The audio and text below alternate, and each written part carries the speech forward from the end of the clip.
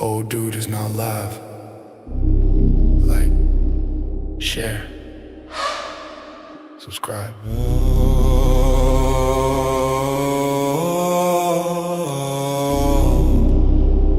It is the mind of Mr. Nagazilla. Nagazilla. Nagazilla. Nagazilla.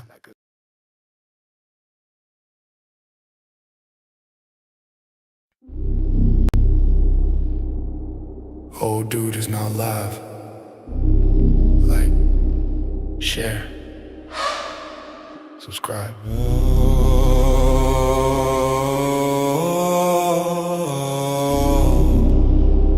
It is the mind of Mr. Nagazilla. Nagazilla. Nagazilla. Nagazilla. Nagazilla. Old dude is now live. Like, share, subscribe.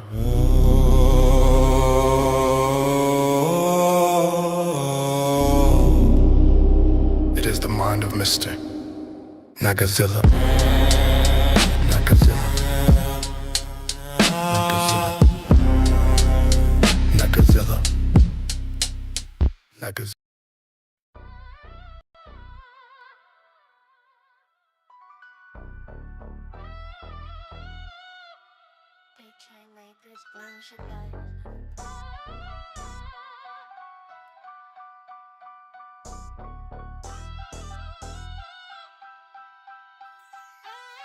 Boots on the ground, war paint on my face. Another body drop, homicide on the case. Block hot, every step, feel like a chase. But killers move quiet, vanish no trace. Street lights flicker, shadows twist in the smoke.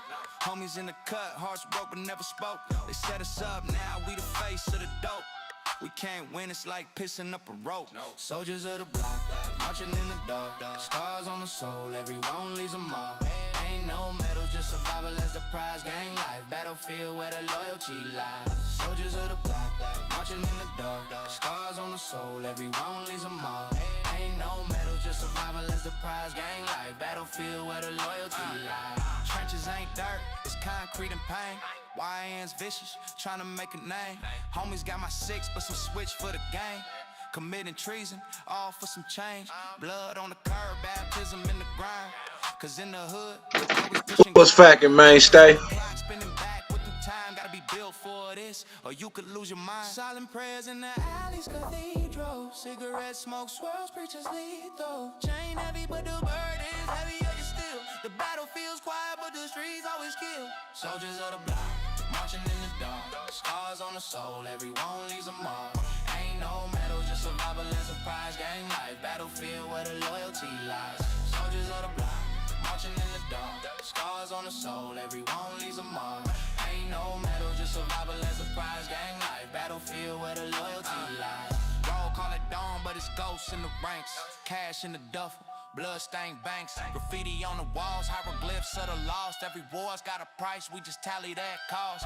Drums of the night, thump louder than truth. Steel in the waist, no time for the booth. Enemies lurking, snakes hiss in the grass. Cash catching up, but we running too fast. Soldiers of the block, marching in the dark. Scars on the TEP, what's happening?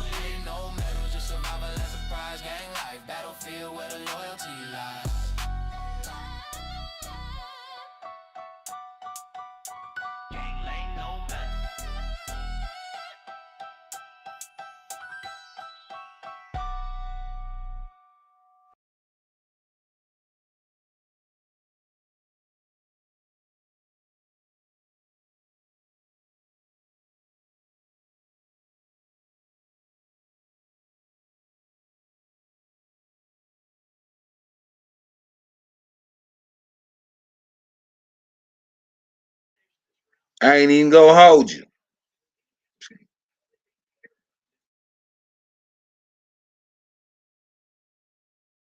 I can show you 1,000 clips of top imams saying they're going to enslave America, take our women, rape them, that's what Islam says. You've seen it all. But nobody like Brigitte Gabriel has been out there for decades. I've been watching this lady since I've been on air, fighting these tyrants. Her family literally murdered in front of her by these people, and she is there steadfastly exposing them. And now we have Texas, the epicenter. You think it's Michigan? You think it's Minnesota? No, it's not.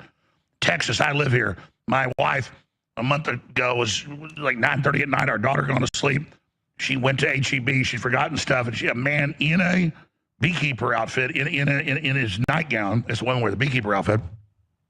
She's a good-looking woman, beautiful, everything. Runs up and says, "You should not be outside at night. You should be with a man. I can't be answer for what happens to you," because under Islam, he can rape her. And she just got in the car and left. That's how bad this is, folks.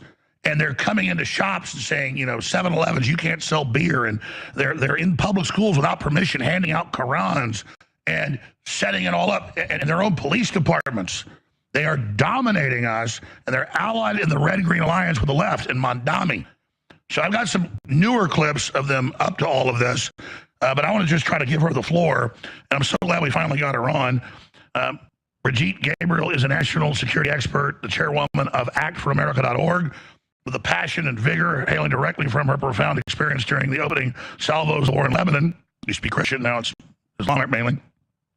She offers a poignant account of the remarkable upbringing. At 10 years of age, she survived a barrage of rockets exploding in her home, leaving her wounded and buried in a rubble. And it just goes on all she went through. So I hope she recaps that and then gives us her report.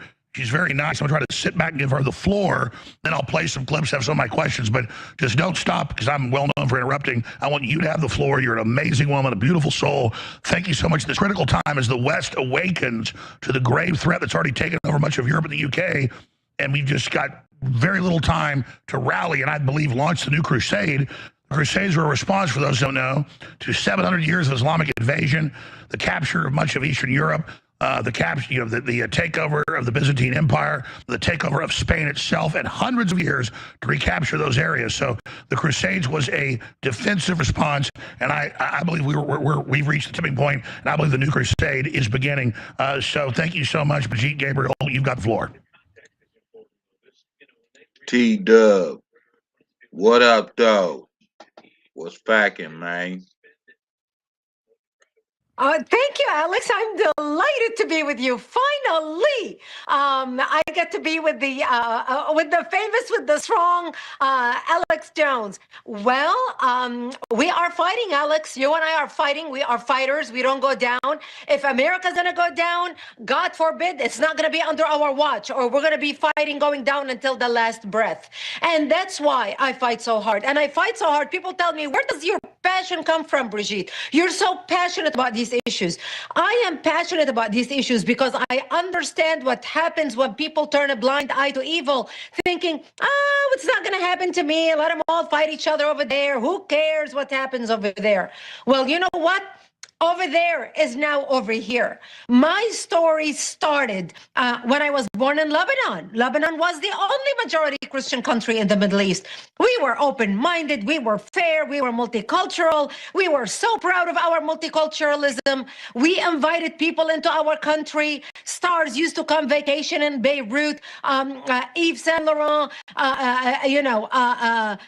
Coco Chanel, all the big stars used to come on vacation. Sophia Loren, etc., Frank Sinatra. What we did was import people into our country that did not share our values, because we wanted to be nice. We wanted everybody to like us. We wanted everybody to come, because you know what? Do unto others what you want others to do unto you. We had something good going. We wanted to share it with other people. This is what happens when you import people who do not share your values. And this is what happens when you reflect your Western values on evil, backward people. In our case, we imported the Palestinians into Lebanon. The majority of them were Muslims. Once they got to Lebanon, they put their heads together with the Muslims in Lebanon and declared war on the Christians and started massacring us. My 9/11 happened to me in 1975 when the combined forces of Muslims and Palestinians blew up my home, bringing it down, burying me under the rubble, wounded. I ended up in a hospital for 2.5 months and later ended up living in a bomb shelter underground. in an 8 by 10 room without electricity, without water, and very little food. And that's where I lived for the next 7 years of my life, from the age of 10 till the age of 17. To get some food, we would crawl out under the bombs and dig out dandelions because it was the only greenery we had to eat. To get some water, we would crawl out under snipers' bullets because we were surrounded by Muslim snipers, to a nearby spring to get some water. And every time we left our bomb shelter, we would say our last goodbyes because we did not know if we're going to come back alive or dead just to get a drink of water. I remember 2 years into our ordeal, and, my father, at the beginning of the war, he would say to me, oh, all the big countries are going to see the massacres happening in Lebanon, how the Muslims are butchering the Christians, killing them. France is going to come. America is going to come. Australia is going to come. Canada is going to come. And we waited and nobody came. We became nothing more than a blurb on the evening news worldwide. But I remember 2-3 years into the war, I remember we got a word. One of our Christian militia friends stopped by and he said, Brigitte, I just want you to know we heard a lot of chatter on the radio and we believe we're going to be slaughtered tonight. And he said, if I don't see you tomorrow because we believe our town is going to fall, I wish you a merciful death. And he left. And I remember at the age of 13, Alex, putting on my Easter dress, my Sunday best, because I wanted to look pretty when I am dead, knowing that when they come to bury me, that there will be no one to dress me up. I wanted to look pretty. This was my life. I remember sitting at the begging my mother as she combed my long black hair down to my hips and tied a white ribbon in my hair that matched the flowers in my dress. I remember begging her, I don't want to die. I'm only 13 years old. Please do something. And there was nothing my mother could say to me. And we sat in the corner of our bomb shelter. And my father opened up the Bible and started reading from Psalms. I shall walk into the valley of death and fear no evil, for thou art with me.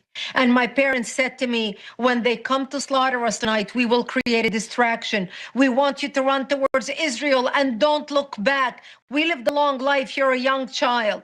You see, we lived 5 kilometers from the Israeli border. And we knew if we run to the Jews and beg for help, the Jews are not going to slaughter us because we had more shared values with them than we did with the Muslims. And thank God I didn't have to make that difficult decision that night, because that's the night when Israel came in physically into Lebanon and established the security zone and set up artillery bases around our town so we can continue surviving. And we survived until 1982, when Israel invaded Lebanon, working with the Christians, trying to help the Christians take back their democracy and kick out the radical Islamic element that had taken control of the country at that time. Because by that time, the Christians became the minority, the Muslims became the majority, and they were taking over the country. That's how we came out of the bomb shelter and back to rebuilding our lives. I ended up moving to Israel in 1984, becoming a news anchor for World News in the Middle East.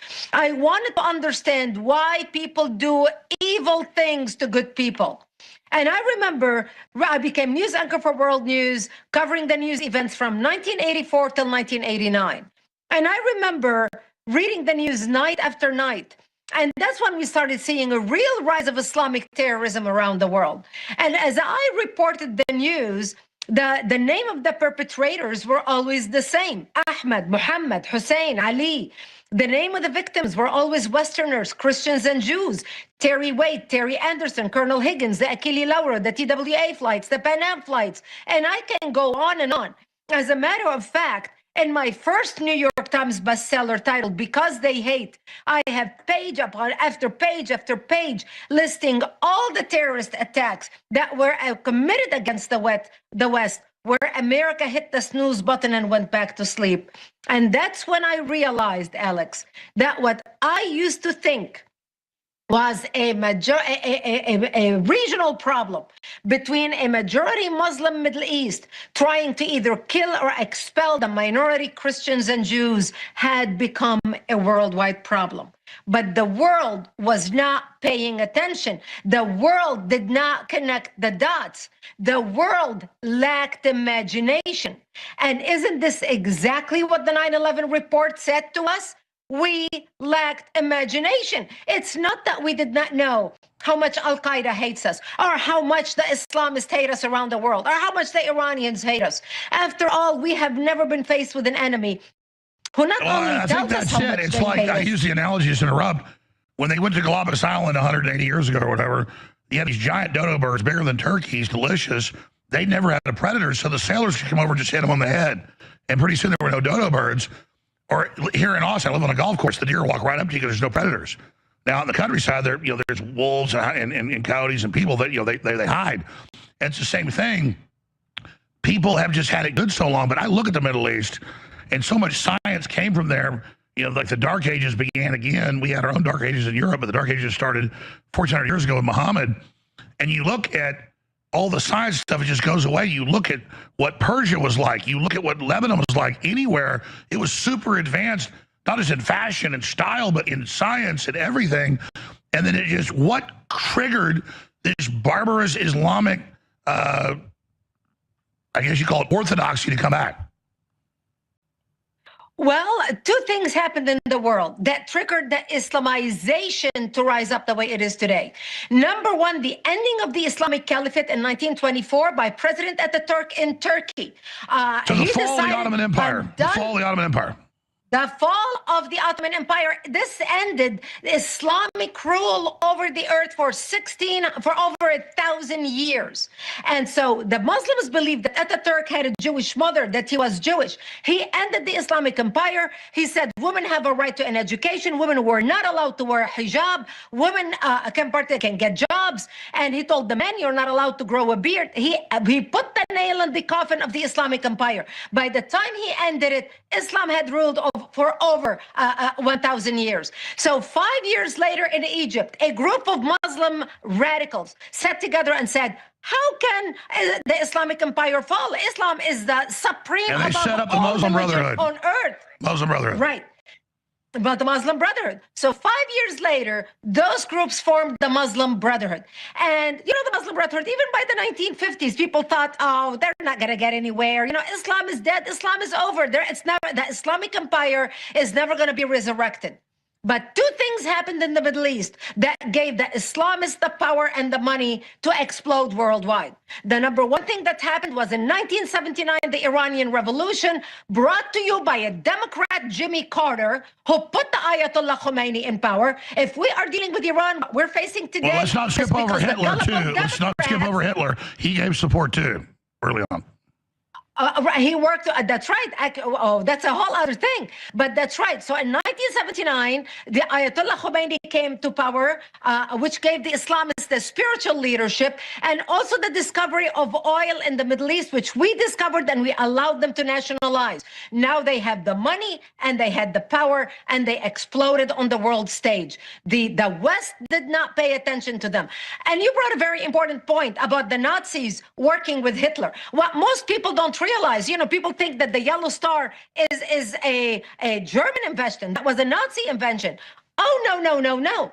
The Yellow Star was invented by Khalil al-Mutawakkil in Iraq, the second Khalif in the 900s, who invented the Yellow Star to identify the Jews as they walk down the street, because Jews under Islam are considered najis or filth. Najis is bodily fluids. Najis is bodily waste. It is like a dog. That dog is considered under najis. Islam, you either you convert or pay the tax. So they were under the tax. That's right. Yeah. That's right. So the Yellow Star was invented by the Islamists that Hitler borrowed 1,000 years later and implemented. And this is why the Mufti of Jerusalem worked very closely with Hitler. And actually, the Mufti of Jerusalem had a special brigade in the Nazi army where they were helping the Nazis with their genocide against the Jews. So when you hear about the Palestinians today, they hate the Jews only because of the occupied territories. A bunch of baloney.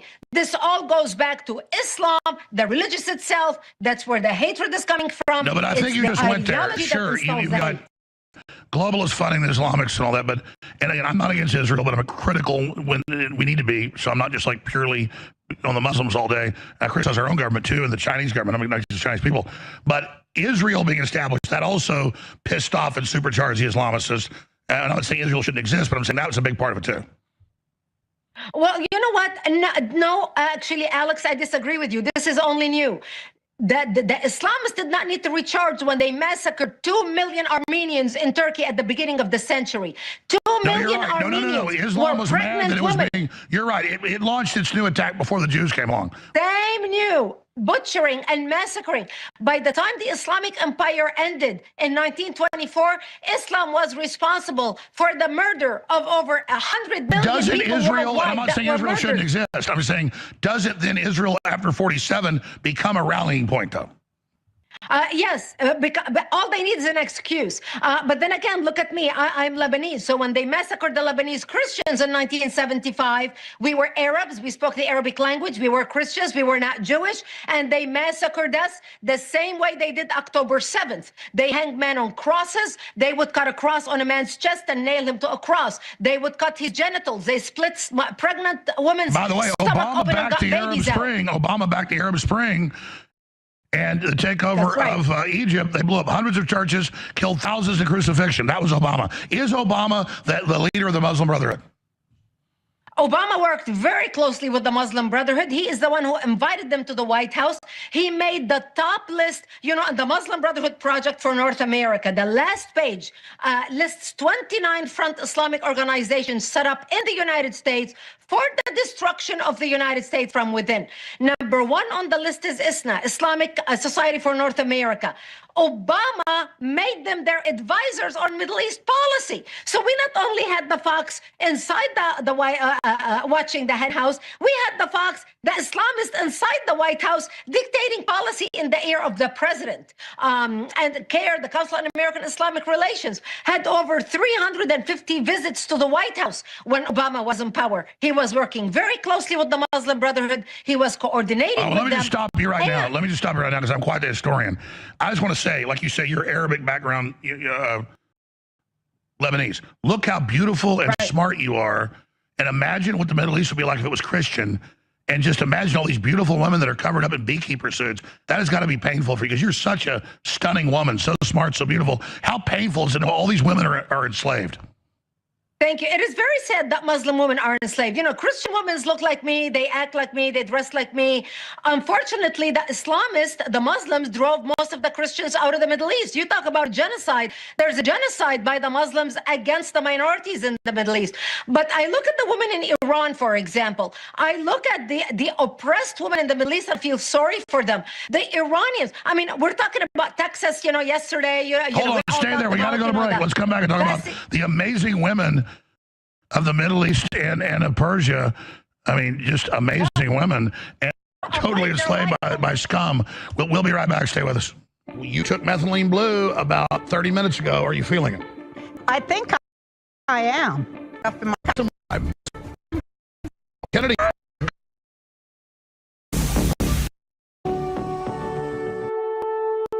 Look at Brigitte Gabriel. If you're a TV viewer, radio listeners, you missed out. Just a powerful, beautiful, smart woman. And then you look, in fact, she's Arab. You look at the Persian women, incredibly smart and beautiful. So much of our science technology came out of the Arabs and out of the Persians. Then how are they so backward? Well, if we put a cult like this in control, we'd be worse probably. I mean, this is Iran before the takeover of the Muslims in '79. I mean, happy, rich, smart people. And this is what happened when they didn't take stuff seriously, ladies and gentlemen. And so we better take this seriously here because the Muslims, when they hit 5-10%, they admit they stop acting friendly, they take over. And they all play friendly and we're not part of it. But no, this is the takeover. So perhaps, Brigitte Gabriel, you should talk about what he teaches, Muhammad in the Quran, who he was, the steps of this deception. Now that the West is beginning to wake up, they're really trying to bully us back into submission with Madami and others. And where you think this is going? Because again, with the parliamentary system particularly, you get 5% in Germany or Sweden or England, 10%. They're going to win every election because they can swing vote that. Because it's not 50-50 with the parliament, folks. That's how they keep winning. Starmer with 18% of the vote. The Muslims at 8-9%, they rule your country. And now, like a beehive, they boiled out and are at our city councils, on the streets, bossing people around, getting my wife confronted.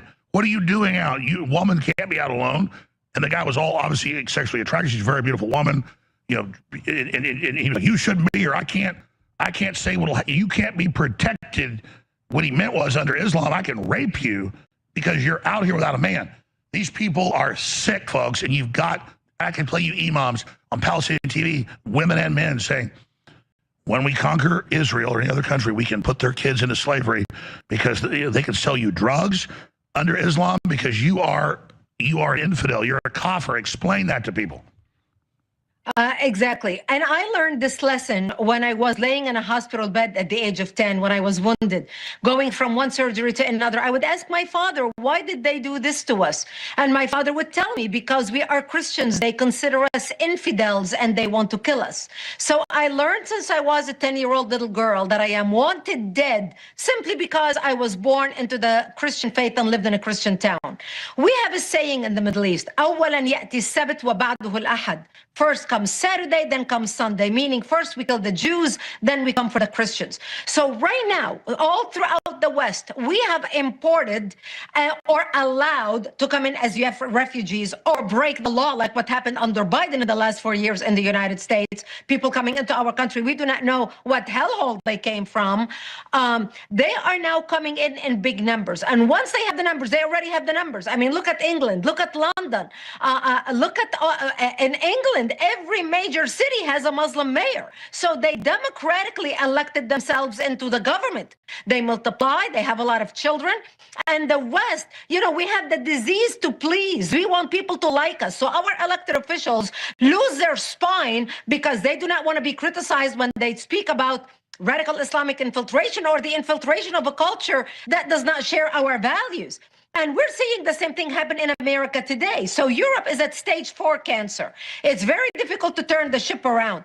America is at stage 2 cancer. We can still fight it. And most people were distracted when Mamdani won election. Oh my gosh, the whole country was talking about Mamdani running. Mamdani's going to win. We're going to have a Muslim mayor for New York City.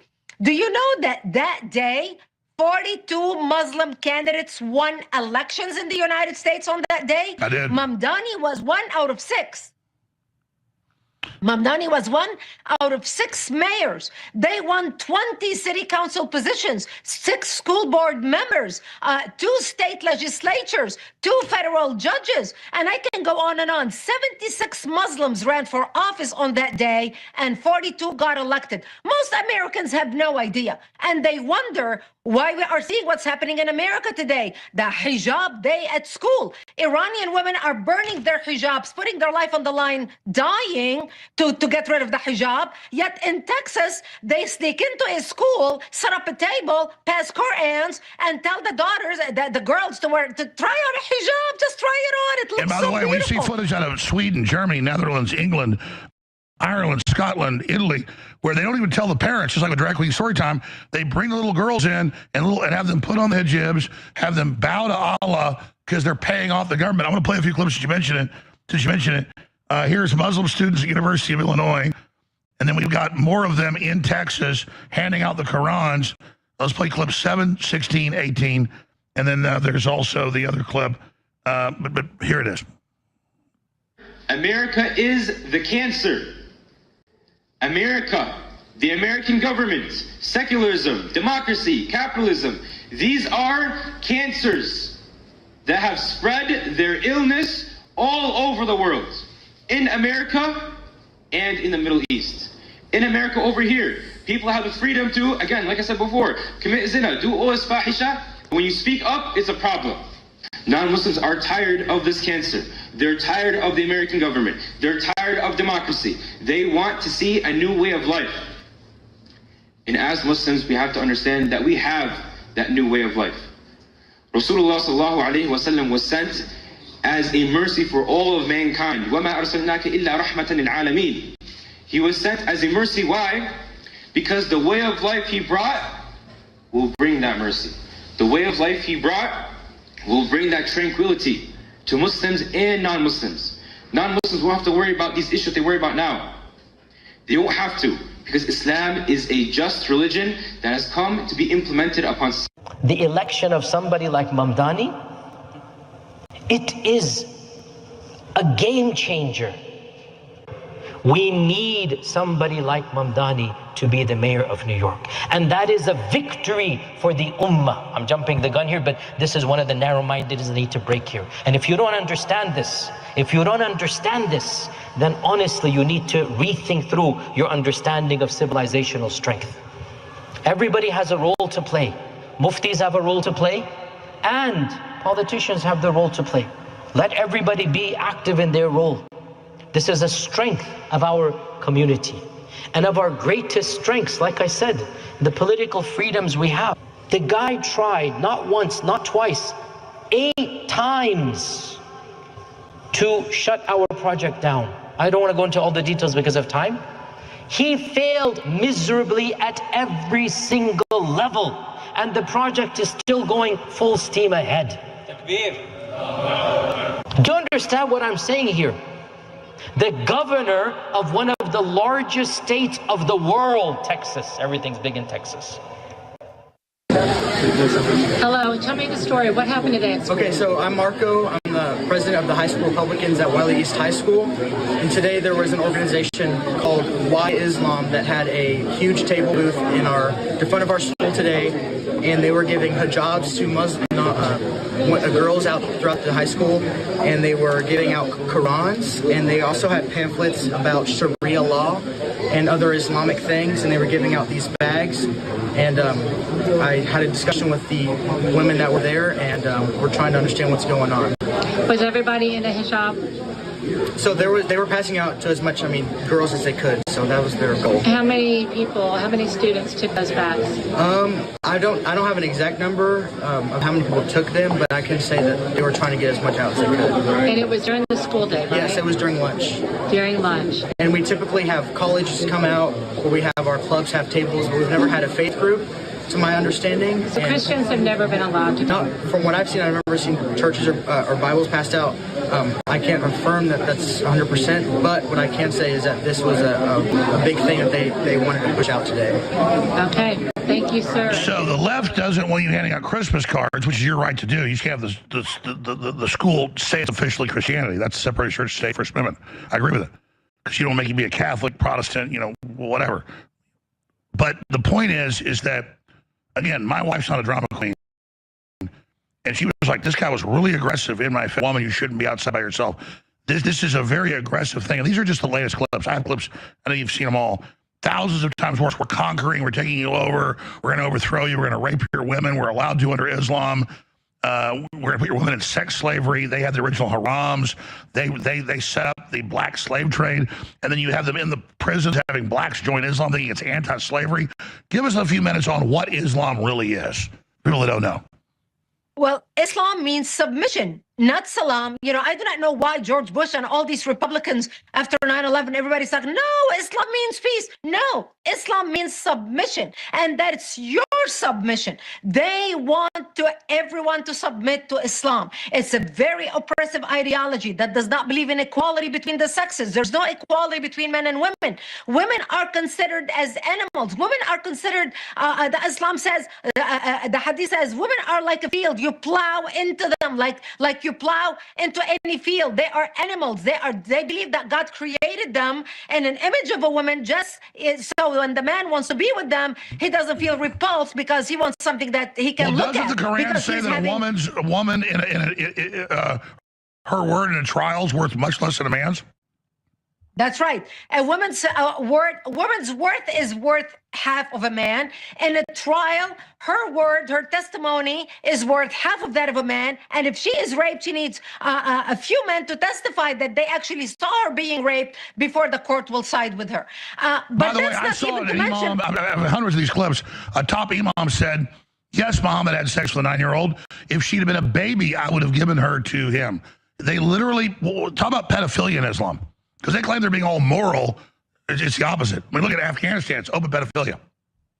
Right. But they believe it is moral because they believe if a man is going to sin, he should sin with a woman that is covered or with his wife or with a concubine. Not only they can marry up to 4 wives at a time, but they have the 24-hour marriage, a pleasure marriage, where they can get married for 24 hours and have sex. And that's not to mention, he can have 1,000 concubines. This is why they take slaves. So they believe it's better to have sex when it is protected in marriage and concubines, where it is certified slavery for sexual pleasure than to just go out and what they look at our culture, you know, when you have a boyfriend or a girlfriend, you're fornicating without the blessing of Allah. So they justify every act that they do. And this is not a society we want to live in. And that's exactly why I started my organization, Act for America. It's time for the West to wake up and become engaged and become active. You know, Alex, I ask Republicans all the time, are you engaged? They say, yes, Brigitte, I attend CPAC, I attend Turning Point Conference, I'm a member of the Republican Party, we go to the luncheon once a month, we eat the rubber chicken, everybody feels good about themselves, and at the end of the meeting, they tap themselves in the back and say, what a great meeting we have, and they go home. You stop a 22-year-old nitwit on the street socialist, ask him, tell me, what is socialism? Why are you a socialist? They cannot even answer you, but by golly, they're engaged. So our side is educated, their side is activated, and that's why we need to become active, not just informed, but activated. And I urge people to go to actforamerica.org. Join us. Start a chapter in your community. Volunteer. We have 5 million members nationwide. We helped pass 300 bills at the federal level and the state level. Well, that was my next question. Texas and others are passing bills banning Sharia law, which is its. People say, well, that's First Amendment. No, it's its own law, its own courts within your government. It is a literal rebellion. So let's play clip 23. Congressman Keith Self launches new Sharia-free America caucus with Senator Tuberville and others. This is so important. And then I want to ask you, Brigitte, Gabriel, I've seen nothing but more arrogance from Islam now that we're opposing it, which I think is great. The fact that they've gone from cloaking themselves to out in the open, because I know they've already conquered Europe, they're arrogant. To me, that's a good thing now that they're lowered they're no longer sneaking around. But here's a clip of the new group being launched by the congressman. Good afternoon, and thank you for being here, especially to my congressional colleagues who stand behind me, willing to confront one of the greatest threats facing our nation today. Sharia, a culture of violence and domination totally incompatible with individual freedoms, our Constitution, and our heritage. Chip Roy and I have launched the Sharia Free America Caucus because Texas is ground zero in this fight. Here's what's happening right now in the Lone Star State. There are multiple Muslim-only housing developments that already exist or are in the planning stages, including the Meadows, Epic City, right there in my district. It's currently under investigation by the state of Texas. An Islamic imam in Dallas called the police on a fellow Muslim for simply talking to a Christian pastor. An imam in the Houston area was filmed threatening to occupy stores that sold goods that are incompatible with Sharia.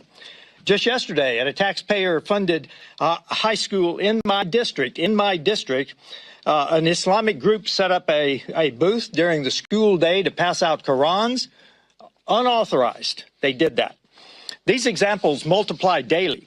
The spread has gotten so serious that on March the 3rd, a proposition to ban Sharia will appear on the Texas primary ballot. And I encourage all Texans to go to and vote for that proposition. Because as Texas goes, so goes the nation. And as the nation goes, so goes the world. This is not just a Texas problem. Sharia is on the march across America, from Arizona to Minnesota, Alabama, Florida, and beyond. No state is safe. As of today, our Sharia-Free America Caucus consists of 33 members of Congress from 18 different states. That's over a third of the country. It also has the support of Senator Tuberville, who is here today and has been one of the leading voices against the threat of Sharia.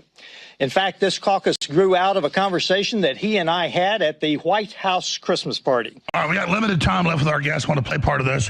What are the Islamists doing now that people are finally taking action? Because the left's like, oh, the ACLU wants to ban my speech or your speech to criticize, transgenderism, but they love Islam. They say, no, no, no.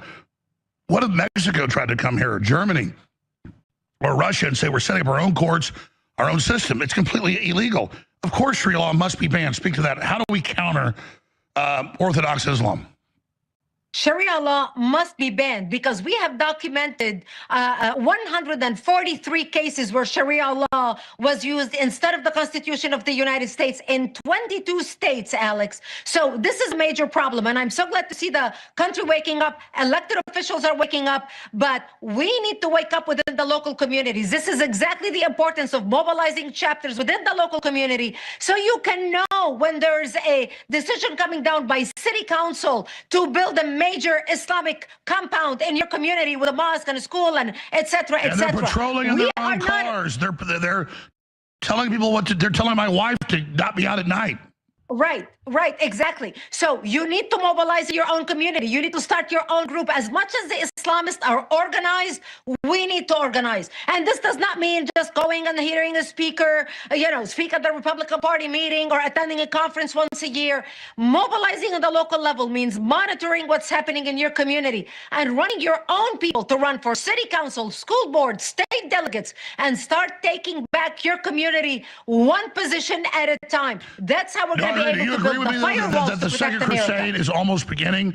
And how are the Muslims, why are they responding so arrogantly before they snuck around, as the Quran tells them? Why are they so arrogant right now? Because they feel so emboldened after 6 years of Obama, after 8 years of Obama and another 4 years of Biden, they feel emboldened. And look, even under the first Trump administration, they did not lower the kibosh on them that much. I mean, President Trump wasn't really, he was trying to figure out the water, test the waters in the first 4 years. They were very afraid of what happened, the Islamic reaction. And so, but things are changing. He is more empowered now, and the Islamists realize that the country is waking up. And actually, it's because they became so belligerent in your face that the country now is waking up. We had to get to this point in order for the country to wake up. No, I agree. So I'd love to see reform in Islam. I don't want to fight these people. They're beautiful people like you. They're just under a cult. But what do you make of UAE and what they're doing? Saudi Arabia trying to moderate. I mean, is that genuine? Because why not? That's smart. You don't want to have a war with them. Is there any glimmers of hope in Islam? There is glimmers of hope because of the internet. The people are now exposed to how the rest of the world lives, and they realize they are living in the dark ages, and they want to move forward. I know the Crown Prince of Saudi Arabia chose for he's got the Saudi Arabia 2030 on his board. He chose one of my friends to be on his board to modernize the kingdom. She's Jewish, lesbian, been married to her wife for 35 years, so he asked her to be on his board, and she's been serving on his board for the last 5 years. So they're trying to modernize. They are trying to move forward, and that's a good thing. It's going to take a lot of work. It's not going to happen overnight, but the more pressure we put on them to bring about change in the Middle East, like what we're doing with Iran right now, I cannot wait to change the regime in Iran. We need to change that regime. I think President Trump is doing the right thing, but that's why we need to push as well our own government to make the right decisions for our country and stand by our allies who want liberation from Islamic radicalization, like what the Iranians are doing right now. That's how we're going to end this Islamic radicalization and nip it in the bud. I agree with you overall, but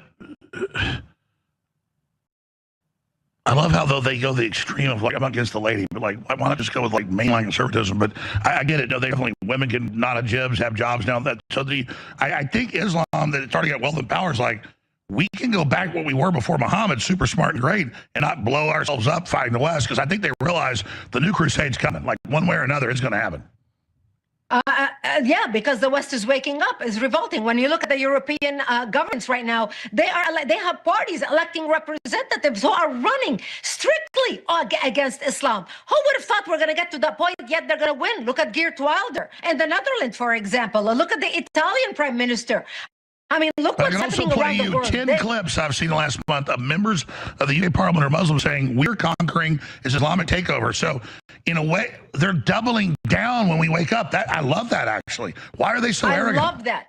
I love that. And you know what? Sometimes all it takes is a spark, Alex. I think now while they see other people standing up, more people are coming. I mean, look at the anti-Sharia caucus in Congress. 5 years ago, it was a dream. I've been working with Congress since I started my organization in 2002, actforamerica.org.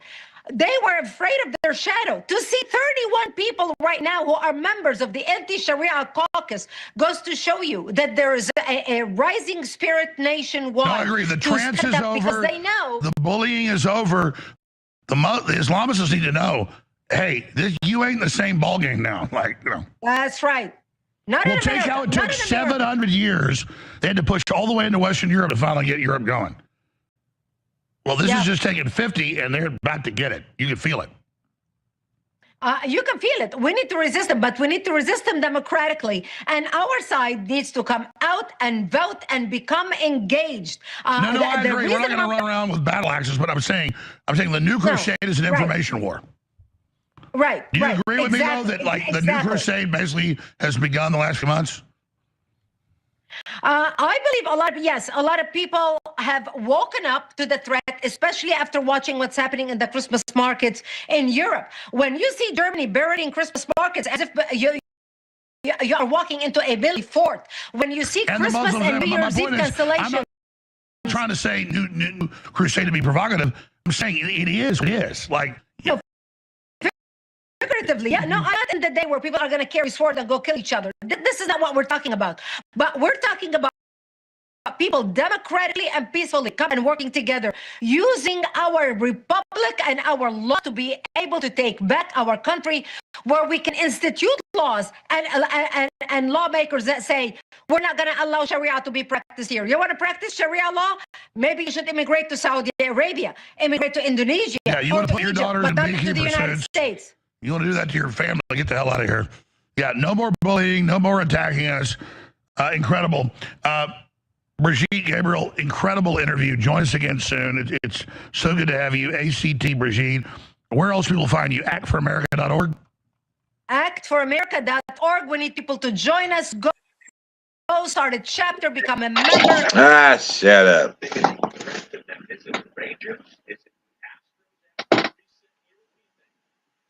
Oh, snappers.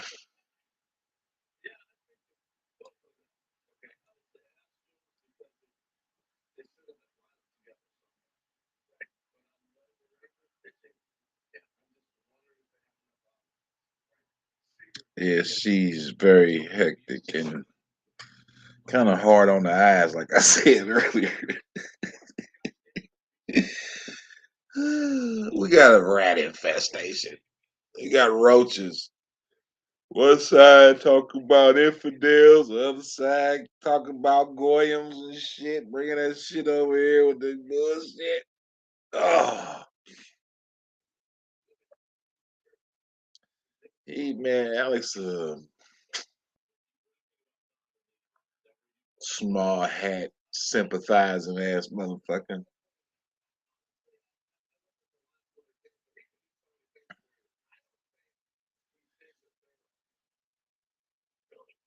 Yeah, you might be on something there, man. Of course.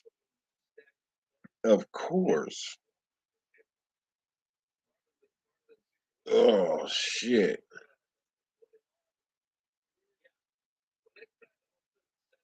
That put me in the mood for some of this. Where my shit at? Yeah, where my shit at?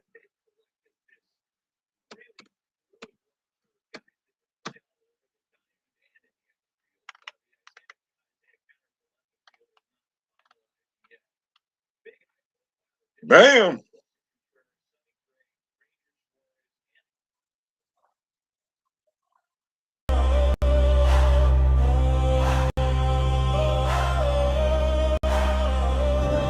Revolutionary flames burning deep inside my heart. Great fires, reconstruction, and that ain't even a start. Copper fists raised high, aimed arrows, let them fly. Navigating the storm, it's always calm in the eye. Man, fools the system, returning fire in the dark. Show some heart, returning fire in the dark. Real niggas stand up, returning fire in the dark. Yelling fear, returning fire in the dark. Answers blood in the soil, ink on the scroll. Kings in the shadows, but the throne's still cold. Echoes of the ghetto, gunmetal swinging low. Freedom ain't free, you know the cost. Skulls and bone, this a mama getting business.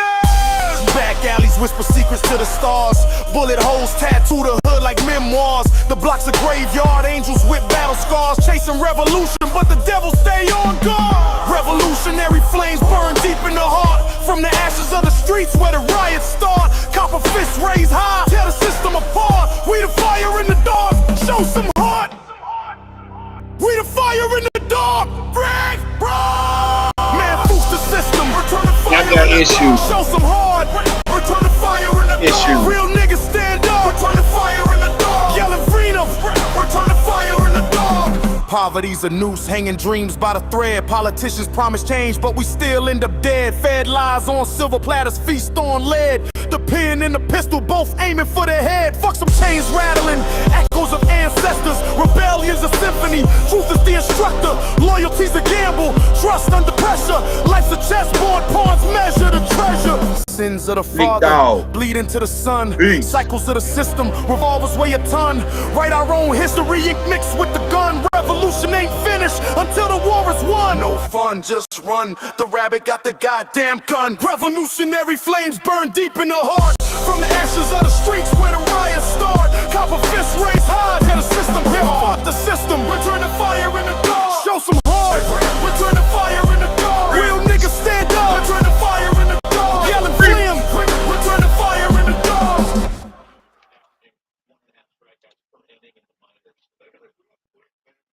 Should it be? I think a lot of shit should be banned. That bullshit need to be banned. You ain't finna be over here doing none of that type of shit to all women. No, sir. I ain't going for it. Yeah, mop them up, man. Mop their ass up. Anybody want to hit the panel? Shit. Let me see.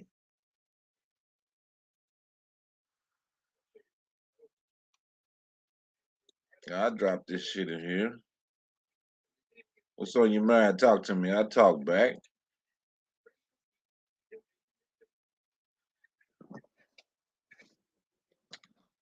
I just figured I'd bring you that little report that he put together with that bullshit. I was more focused on the little clips they was playing with these little students and all this shit in Illinois and these little, I guess what you call a Muslim? Is it a mosque? Some shit like that.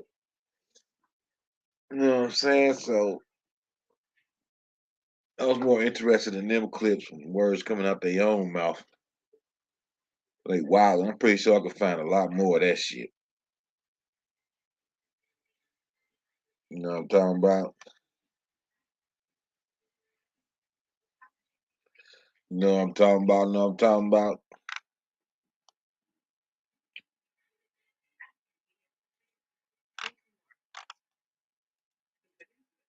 Damn, I got this. I need to give me a new chair, man. This motherfucker be hollering. My big ass be making it do what it do. You big motherfucker.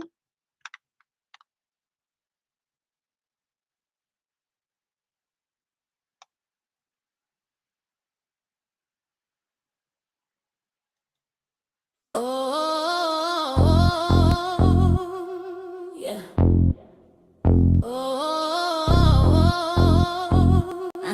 Yeah. Oh, backroom bar, sticky float. Yeah. Backdoor laugh, brown envelope. Changes hands under the table. Gold ring flash, he says, kid, this stays between us. Ink on a napkin, soul on a string, jail tag still fresh on his knuckles. Smell of bleach on the bills in his duffel. Corner store mirror got a crack down the middle. He stares at his own face, can't solve that riddle. Mama said prayers, but the rent said otherwise. He learned quick how to turn a watch into a sunrise. Pawn shop clerk, eyes glued to the floor. How much for your shame? He just asked, need more. Dirty deals and dirty deals and total corruption. Shake that hand, kiss that ring, keep your conscience clean. Dirty deals and total corruption. We all choke down what we're told is true. Dirty deals and total corruption, and it all looks gorgeous on you.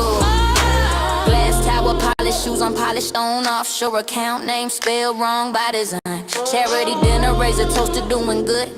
Checking the mail, filed under never sent. Shorty in the backseat, hoodie on, jaw tight. Only 15, but he counting up the long nights. Phone on mute, got a name on the list. He's staring at the letters like they carved in his wrist. Old head told him, son, this life don't love you, but the fridge too empty, so the truth cutting through. So he rides one glove, one cold decision. Whole block watching like a broke television. Dirty deals and total corruption. Everybody smiling for the camera, cutting veins off screen. Dirty deals and total corruption. Shake that hand, kiss that ring, keep your conscience clean. Dirty deals and total corruption. We all choke down what we're told is true. Dirty deals and total corruption, and it all looks gorgeous on you. Who signs the paper? Who breaks the pen? Who counts the bodies and calls it just business again?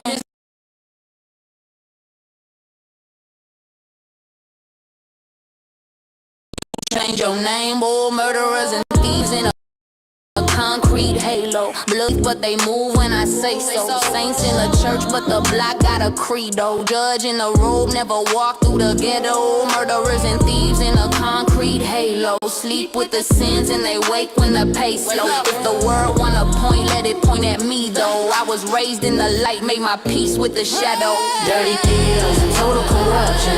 Everybody smiling for the camera, cutting veins off screen. Dirty deals and total corruption. Shake that hand, kiss that ring, keep your conscience clean. Dirty deals and total corruption. We all choke down what we're told is true. Dirty deals and total corruption, and it all looks gorgeous on you. Oh yeah.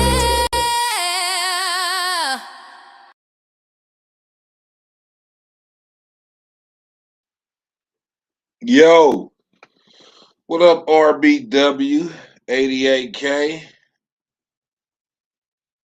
Think our first time I've ever seen you. Welcome to the channel. I ain't really doing shit.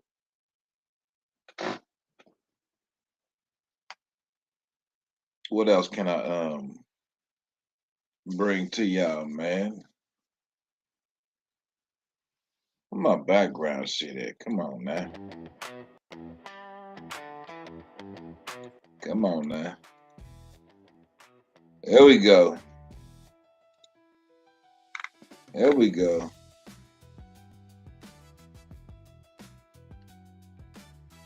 What you mean what they say they gonna do to women? You know what the...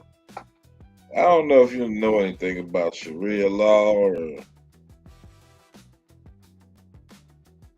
I mean, it ain't no different from these small hats sitting at tables and shit talking about they number one threat is so-called black youth. I mean, come on. We got some roaches in the house. We've been having roaches for a while.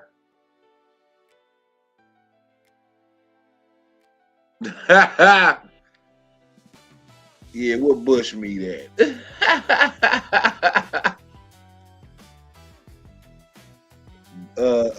What I call him?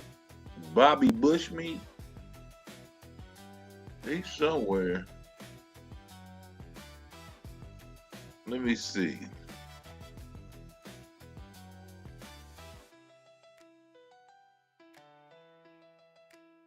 Oh, that Jimmy Dore cat.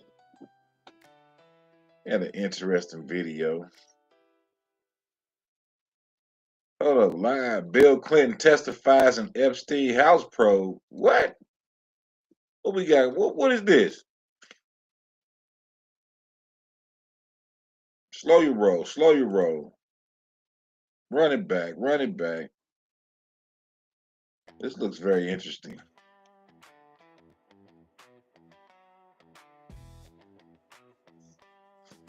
Oh my. Let me pull this shit up.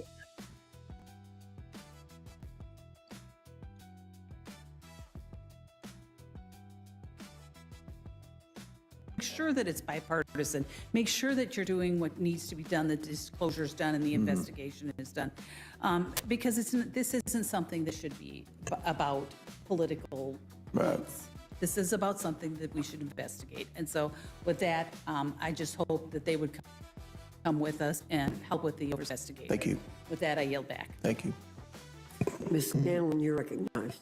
And I would yield to Mr. I don't see Bill. You see Bill Clinton anywhere? Where he at? The Republican side of the aisle. Oh, he ain't show up? I mean, I don't understand why fuck we're y'all just not all meeting. demanding that the administration release all the files. And we could do that if we were able to vote I don't on see the Bill massive motherfucking ass. resolution. But apparently we can't.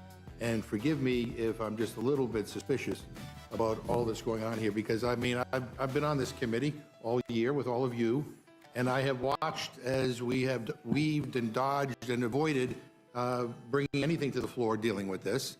And I've also, you know, we began our August recess early because none of you wanted to take a vote and hold this administration accountable, and you ran out of town.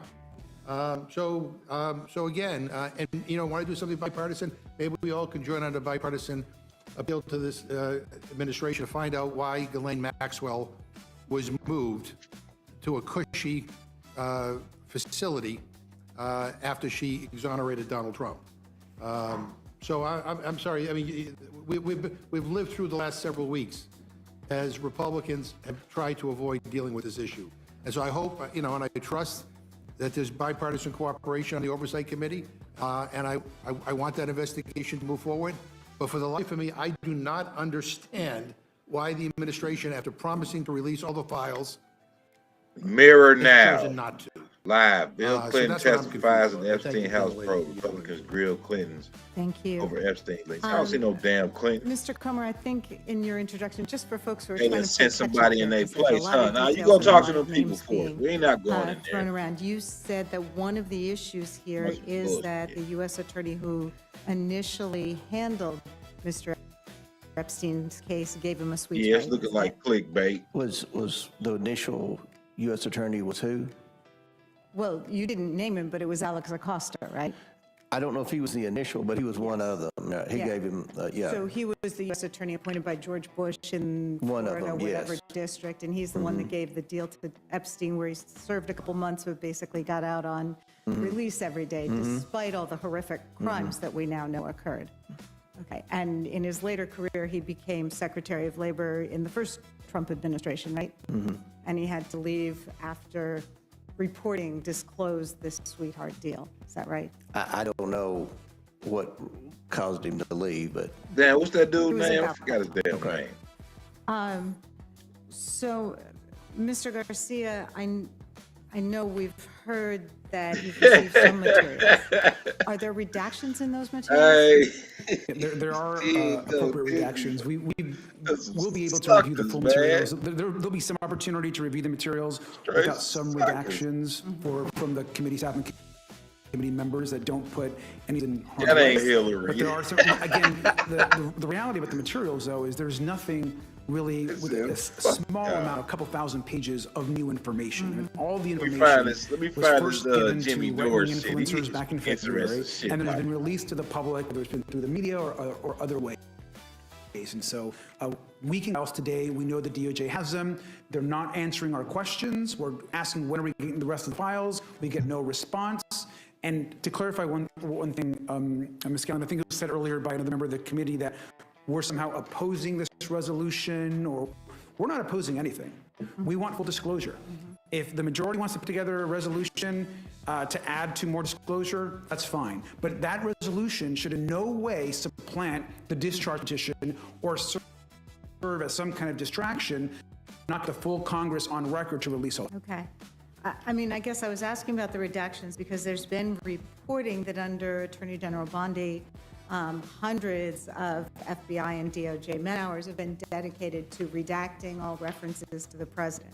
Now I do have a So is there anything to geopolitical indicate folder that the full of materials you've shit. received thus far contain some of those redactions? Yes, I So do. How we much time? believe that the materials that we've received so far have there are might have redactions to in get there. in We that are geopolitical reviewing bag. some of those redactions currently. The team still is, but we believe that again, the vast majority of those documents are actually not presenting any new information, and we Shut do your believe ass there up. are important. I don't see Bill. I don't see the Clintons. Clickbaiting ass shit. Oh shit. Is this more clickbait? Come on with this clickbait shit.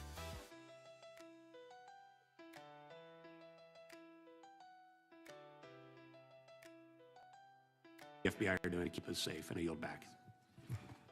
Gentleman yields back. Got a UC request from the gentleman from Arizona. Thank you, Mr. Chairman. I have an article titled, FBI Flooded with Record Number of New Agent Applications Cash Patel's First Month.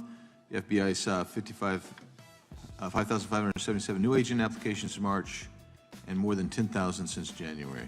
Without objection. The gentleman from Kansas is recognized. Thank you, Mr. Chairman, and Director, thank you for being here. I have listened carefully. Oh, shit, what you to all got the there? discussion What in you this got hearing. there, I've bro? reached two top-line conclusions. First, I am glad I don't have your Let me job. try to grab this real quick. Hold on. And second, I am glad you do. Thank you for being willing to step up and serve in this role. I'd like to plow a little bit of ground that we've not spent a lot of time on That's so far. still Explore. real. You mentioned, and I'm well aware Blue of your Epstein strong commitment files. to partnering with state and local law enforcement APT. authorities. Obviously, one of the Yeah, let me missions get this is going. in I'm gonna leave this playing while I the jump on counter this drug link you just space. dropped. Another is in the forensic laboratory space, where both you and a lot of local agencies cooperate in terms of analysis. From the programs such as the HIDA programs, very, very important in counter drug, such as the Coverdell grants, very, very important in maintaining state laboratory capacities. Would I be correct in concluding that if we are able to maintain robust Now my funding for computer want to those act hella types of slow. programs, Now I I want to believe jump in some geopolitical shit. would contribute to the safety of the United States and to your mission? The computer like, yeah, okay, buddy. Director, you have talked a little bit about some of the counter drug work that you've been doing. One thing we haven't talked about yet, the president, in one of his first actions upon taking office back in January, designated a number of the cartels as foreign terrorist organizations. That's not just a paper transaction. I believe the list has been expanded since those first. In terms of America's military engagement with the cartels abroad, in terms of our intelligence engagement with them abroad, that designation has had real meaning and has affected some of the thinking and approaches of our military and our intelligence community. Can you talk a bit about how that designation might be affecting or should be affecting the FBI's approach to dealing with the domestic activities of the cartels? The simple way to analogize after 9/11 and the manhunt for the organizations overseas in places like Afghanistan and Iraq, the FBI received authorities to go out there and dedicate a mission to go after them both lawfully and territorially and collect evidence and provide it to our agent or agency. I bet this motherfucker on visas. Holding this position, probably in one of them damn visas. And anywhere else they are. And so that's the best analogy I have. What we're able to do is take our counterterrorism platform, traditionally used for global terrorist manhunting, and bring it into this hemisphere against a very real threat is the drug traffickers, and they are foreign terrorist organizations. So we just have so many more resources directed at them. What you done put So, in for here, example, Director, brother in the Nasir. regions, from the vantage point of local law enforcement, there are structures that have historically handled those partnerships separately. HIDA, for example, is an example on the drug trafficking side. The JTTFs are an example on the terrorism side. How is the thinking evolving in terms of on a regional? I don't want to hear that shit no more. This looks very interesting, though, to say the least. Honoring contributions of foundational Black Americans. Okay. Let's run it. On this Black History Month, we're highlighting foundational Black Americans whose ingenuity, innovations, and labor play a critical role in American culture and infrastructure, including Alexander Miles, who invented automatic elevator doors in 1887, and Garrett Morgan, who invented the three-light traffic signal in 1923. And our next guest is working to ensure that foundational Black Americans' contributions are known. Before the modern day toilet, the can, the pot, the throne, the john, whatever you call it, going to the bathroom used to be messy, uncomfortable, it smelled bad, and it could also spread disease. All that began to change because a foundational Black American invented the modern indoor toilet, and his name was Thomas Elkin.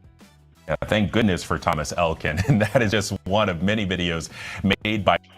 They pushing this FBA right after... What's old boy name? With Fishback and fucking Tucker Carlson. Once they pushed it out there on a nationwide level, here we go with this foundational Black shit. Author and creator of Foundation. It doesn't disregard the information that they putting out, but it's a play to this. Black American legacy, Teresa Allman. She joins me now. Teresa, hey, thank you so much for your time. But I was curious, what inspired you to make videos spotlighting foundational Black Americans? Alex, this goes back. Yeah, I've noticed he ain't saying African Americans, but it's a play. It's a play. I know it is. A few years ago when I was in kindergarten. Foundational Black Americans still ties you to an African slave trade, still disconnects you from the land. Although it tells you that you are instrumental into the construction of the nation as it is today, so to speak. And it was my first Columbus Day in school, and I was very excited. I sat there and I was allowed to share something. And what I told the class was that my father said that Columbus did not discover America because people were already here. And I don't remember what happened quite a while ago, but I do remember feeling that his story may not be accurate or truthful. And from that day on, studying about what happened in America was just not sitting well with me. So it was to change that feeling and about the inventors, foundational Black American inventors, because that's something people can resonate with. There are inventions all around us that were improved and created by foundational Black Americans. Yeah, certainly. Well, in your history, in this history and in this research process, what's been one of the inventions that stuck out to you the most? I like to think about Miriam Croak. Because of her ingenuity that you and I are able to use Zoom technology to put voice over internet protocol. She's still alive. And Skype and FaceTime, when we're able to pay and transfer money over our cell phones, it's because of, and I didn't know that until I looked into it. So, that's very, we take that for granted nowadays. 100%, and you just taught me something too. I've got a research project after this segment. But listen, Teresa, because I think this work is really important. So how can we learn more about other foundational Black Americans? Well, one thing you can do is buy my book, but then there are other things you can do, such as just research. There are books available in the library. Fortunately, there's the internet. You can always look up people and look up things and just look into who invented this. And people are surprised because what I enjoy about my publishing company is that people are doing their own research, and that's what I want to see, is people actually researching and learning for themselves. Well, and it feels like, so much of this just kind of boils down to curiosity, just like you had in kindergarten there, Teresa Allman. Hey, thank you so much. Thank you for having me.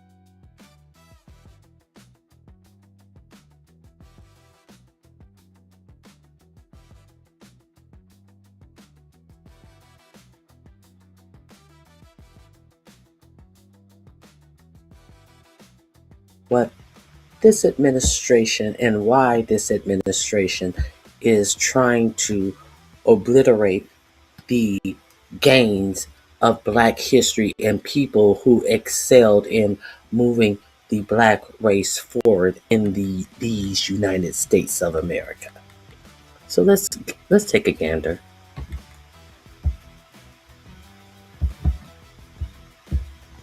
Was a civil rights activist and first NAACP field secretary in Mississippi until he was assassinated by Byron Della Beckwith Jr.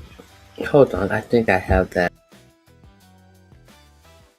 Damn, I had my damn mic on mute while I was talking. Before I started playing that damn video, huh? Roddy Q, whoever the hell this dude is, must have been in my. I don't know how he got my history. Well, I was talking about how I don't trust media or the government either. I just got to use logic and reasoning when I'm listening to these motherfuckers. I damn sure don't listen to mainstream news media. Hell no.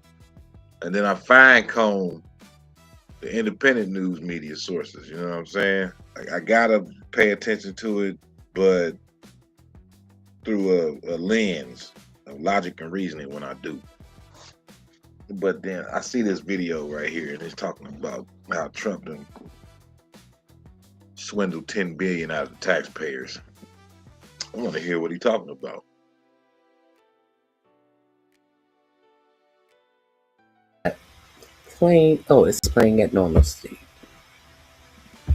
June 12, 1963. If you like stories like this, you can find more stories like this at onemichistory.com. If you like to support the channel, you can do so on my Buy Me Coffee or my Patreon page in the description below. Please give us 5 stars on Apple Podcasts and support the YouTube channel.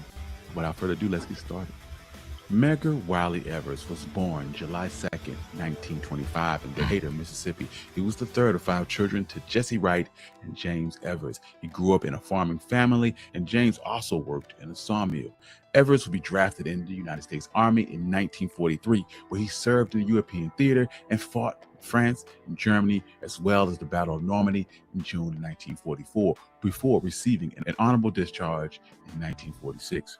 Evers then enrolled in Alcorn College, now Alcorn State University. In 1948, he majored in business administration and competed on the debate team, football, track, sang in the choir with the junior class president before earning his bachelor's in arts in 1952.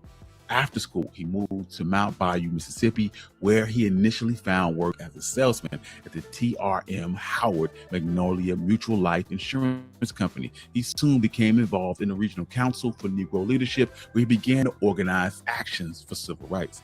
He got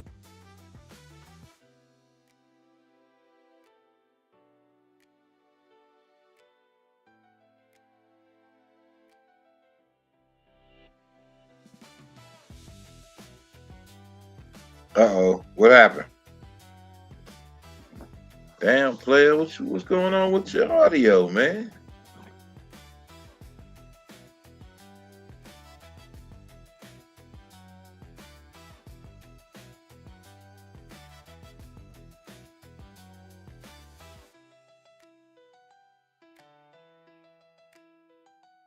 his first experience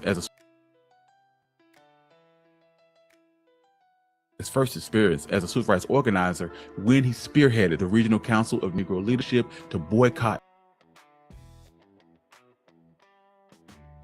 Oh, he probably did what I did, was muted up while he was talking. Hey, ever making amateur mistakes, man? Nah, that was it. The video I'm playing, it went quiet. I'm like, what's going on with the audio? This shit is. I see him funneling around and start playing the video again. I believe he was talking while he was muted. Hey, you gotta give us a break sometime. You know what I'm talking about? Gasoline stations that denied Black people the use of their restrooms. With his brother Charles, they all worked on behalf of the NAACP and organizing local affiliates. In 1954, At it again. following the Brown versus the Board of Education decision by the United States Supreme Court that desegregated public schools, Evers applied to the state-supported University of Mississippi Law School as part of a test case by the NAACP. Of course, his application was rejected because of his race. Thurgood Marshall served as his attorney for his legal challenge against racial discrimination. While he failed to gain admission to the law school, Evers managed to raise his local profile with the NAACP. So in November of 1954, he became the first field secretary of the NAACP in Mississippi. Then he would move his family to Jackson, Mississippi. As the state field secretary, Evers traveled throughout Mississippi extensively, recruiting new members for the NAACP, organizing voter registration drives, setting up new chapters of the NAACP, and he also led demonstrations and economic boycotts of white-owned companies that practiced discrimination against African Americans. Evers assisted in organizing the Biloxi Wade-In from 1959 to 1963, which protested against the city's public beaches on Mississippi's Gulf Coast. He also conducted action to integrate Jackson's privately owned bus companies and public parks, led a voter registration drive, and used boycotts to integrate Leake County schools. And he led very public investigations of the lynching of Emmett Till in Mississippi in 1955. While he was virtually unknown outside of Mississippi, he was one of Mississippi's most prominent civil rights activists. Evers' civil rights efforts, along with investigative work, made him a target for the very large population of white supremacists and the Ku Klux Klan. He and his family were subject to numerous threats and violent actions. In the weeks before his assassination, he encountered a new level of hostility. On May 28, 1963, a Molotov cocktail was thrown through his carport of his home, and on June 7th of 1963, Evers was nearly run down as he came out of the NAACP office in Jackson, Mississippi. Evers lived in the threat of constant death, and the risk was so high before his death that Evers and his wife trained his children on what to do in case of a shooting or a bombing or any other type of attack.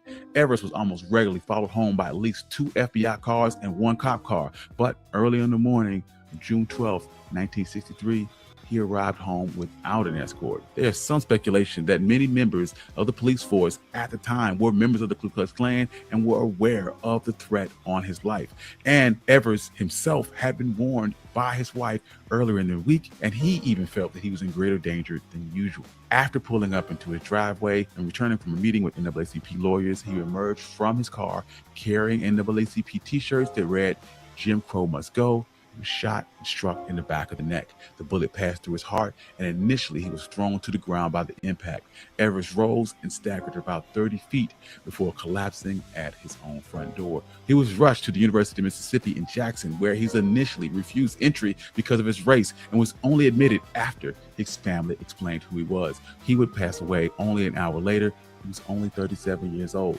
More nationally, he was buried June 19th in Arlington Cemetery, where he received full military honors before a crowd of nearly 3,000 people. The national outrage over Evers' murder only increased support for legislation that would become the Civil Rights Act 1964. After Evers was assassinated, an estimated 5,000 people marched on the Masonic Temple on Lynch Street and Collins Funeral Home to North Ferris Street in Jackson, Mississippi. Martin Luther King and other civil rights leaders led the procession, and the local police came to meet the nonviolent protesters with riot gear and rifles. The mayor also made a public mandate against singing at the march, but the marchers sang songs of rage and sorrow anyway. With tensions extremely high, this led to a standoff between the marchers and the police, with the marchers attempting to maintain nonviolence. Early FBI investigations unearthed a suspect, Byron Della Beckworth, a fertilizer salesman, segregationist, and a member of the Mississippi's White Citizens Council. At Eddystone, Enfield, 1917 rifle was found near the crime. The White Citizens Council is a technical name for the Ku Klux Klan. It was well known that he was a Klan member. Crime scene registered to Beckwith, and his fingerprints were found on the scope. Also, several witnesses placed him in the area around the time of the murder, and he was publicly swore to make efforts to get rid of integrationists. However, Beckwith denied shooting Evers and maintained that the gun had been stolen, and he produced several witnesses to testify that he was elsewhere on the morning of the murder. A bitter conflict over segregation surrounded the two trials that followed, with the White Citizen Council paying for Della Beckwith's legal expenses, and he received support from some of Mississippi's most prominent citizens, including Governor of Mississippi, Ross Barnett, who appeared with Beckwith at his first trial and shook hands with the defendant in full view of the jury. In 1964, two all-white juries, because at the time, Black people were disenfranchised from voter registration practices, which meant they were also excluded from juries because the jurors were drawn from voters, both deadlocked on Della Beckwith. You know, the work that Medgar's ever. Yeah, I don't know. Is that clickbait? Where you going? I thought you were finna say Trump negotiated $10 billion of tax dollars for itself. What is all this other shit you talking about? Ronnie Q? What the fuck, man? Your title is way off. I don't know if you 2 hours in or 4 hours in, man. What the hell? But if y'all wanna watch that, there it is in the chat. I'm not trying to listen to that shit, honestly. I ain't got that much time. What you got, man? Is that a TEP production, or what you got going on over here, player?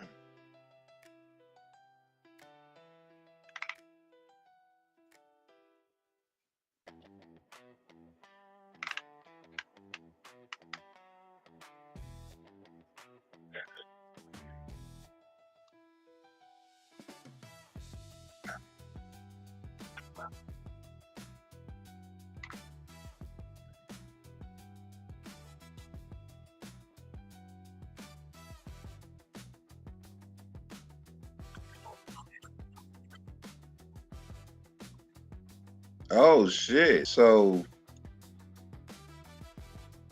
it's kind of touching on this shit you just sent.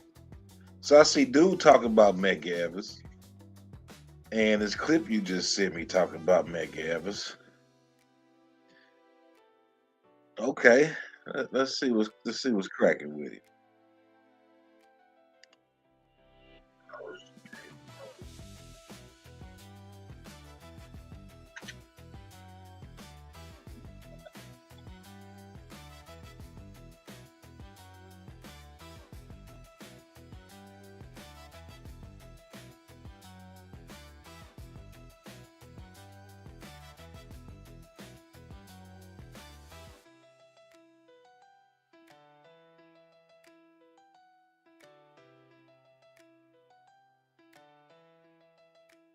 What's happening? What's happening, brother? Let's see how you doing today. Brother, peace. How are you, brother? You know, chilling. Can you hear me? Yeah, I hear you. Can you hear me? Yeah. All right, good. Okay, good. all right. All right. Yeah, yes, sir. Loud and clear, brother. Loud and clear. Loud and clear. So I come up and holler at you before I go back to work. Shit, for about 10 minutes, brother. I sent that to you. I laid back for a second. I let them get my ass up.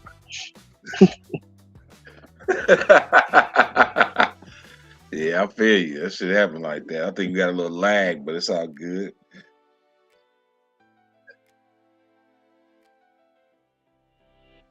But what I was saying, like the last video, this cat I was just playing. Go ahead. Yes, sir.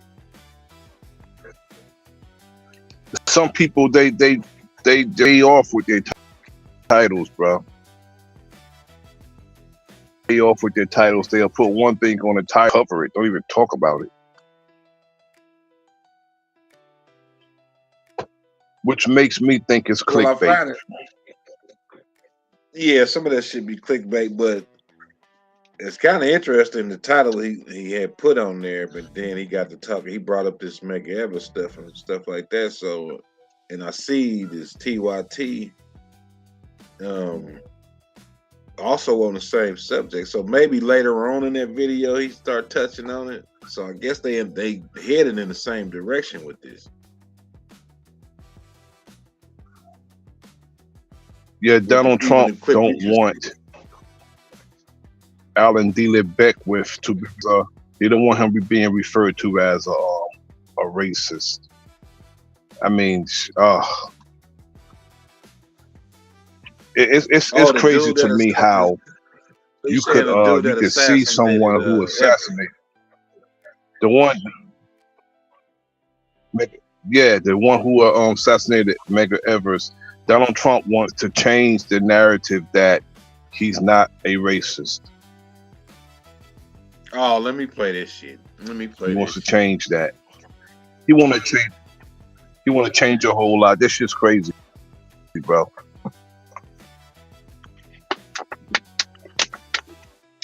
Alan D. To Beckwith was a goddamn racist man who killed. Racist. Right. Ain't no doubt about it. Medgar Evers. They don't want you calling him racist. That's just too far. Okay? Put it up. Full hands. Yeah, here we are. The Trump administration doesn't want you to refer to Medgar Evers' killer as a racist individual. For those of you who know the background, Army veteran and NAACP leader, what you want to refer to as a bigot? Medgar Evers was murdered by a racist KKK member in 1963. Murdered by the KKK Ku Klux Klans in 1963. Now the Trump administration wants to deny that the killer was ever racist at all. His murderer, Byron De La Beckwith. There. Okay? Let me remind you of the history. Medgar Evers. It's much more than racist. Like he was a practicing bigot, a prejudiced motherfucker. It's a lot of, like I said, the English language has prefixes and suffixes. It's being one of them, you know what I'm saying? So I get what he's saying, but let's call it like it is. He's a prejudiced, ignorant, bigoted motherfucker. Flat out. Was shot and killed outside of his home in Jackson, Mississippi. This was in 1963 by Beckwith, a white supremacist and member of the terrorist organization known as the KKK. Evers was shot as he got out of his car, and while Beckwith waited in the bushes, lying in wait, premeditated. And while Everett's entire family was inside the home, expecting him to come through the front door. Beckwith later ran for public office and was twice freed by all-white juries before finally being convicted for murder in 1994. Poison puppy, it's packing. And sentenced to prison for life. He died in 2001. In the years that followed, Beckwith made no secret of his racism. In a 1990 interview, he called the White Citizens Council, created to preserve Jim Crow ways, quote, the first ray of light Dixie had seen since we fought through Reconstruction and captured the right to vote, the right of white people to run the South, end quote. He pointed to his Bible and said, quote, in words, a beast. It says so here in the book of Adam. He said the book of Adam. There is no book of Adam, but that's what he said. Similar to Trump saying 2 Corinthians years ago. As the NAACP, for the NAACP, he was a leader with the NAACP. He was killed because of his activism. They didn't care that he was a former veteran of the U.S. military. Beckwith called him a, quote, mongrel and said, quote, God hates mongrels. Now, before I continue, I want to remind us all of the context of now and then. What was their prerequisite in order to commit these atrocities? Well, you dehumanize the person. You dehumanize the group. You dehumanize the movement. You said things like they're mongrel. Wait a minute. Ain't there is like a book of Adam, though, right? Like an Apocrypha, I believe. Or am I tripping? Come on, man. Beneath humanity, you would call them racial slurs in order to marginalize them intentionally in the minds and hearts of those who heard your rhetoric. You would then manipulate the masses. That's what I was just saying, Nunya. In the Apocrypha, right? It's Book of Adam and Eve.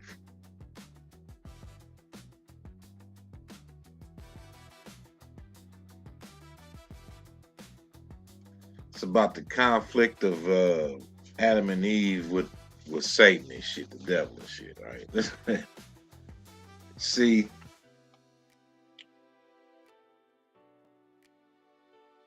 so I'll be picking these cats apart. So I believe this cat right here is a part of mainstream news media. This guy right here on the screen. Another tool. But I will continue to play him and hear what he's saying. We're vulnerable to... I can stomach him. If I can stomach Alex Jones, I can stomach him for sure. Radicalization. All of this took place during the 1960s. It is still taking place today. So another opportunity now that we did not have then. And that additional opportunity today is the opportunity to utilize our voices in a way that is collective, but we don't have to be standing next to each other. It's called social media, digital platform. We have this ability that those who protected and enhanced the rights that they inherited did not have.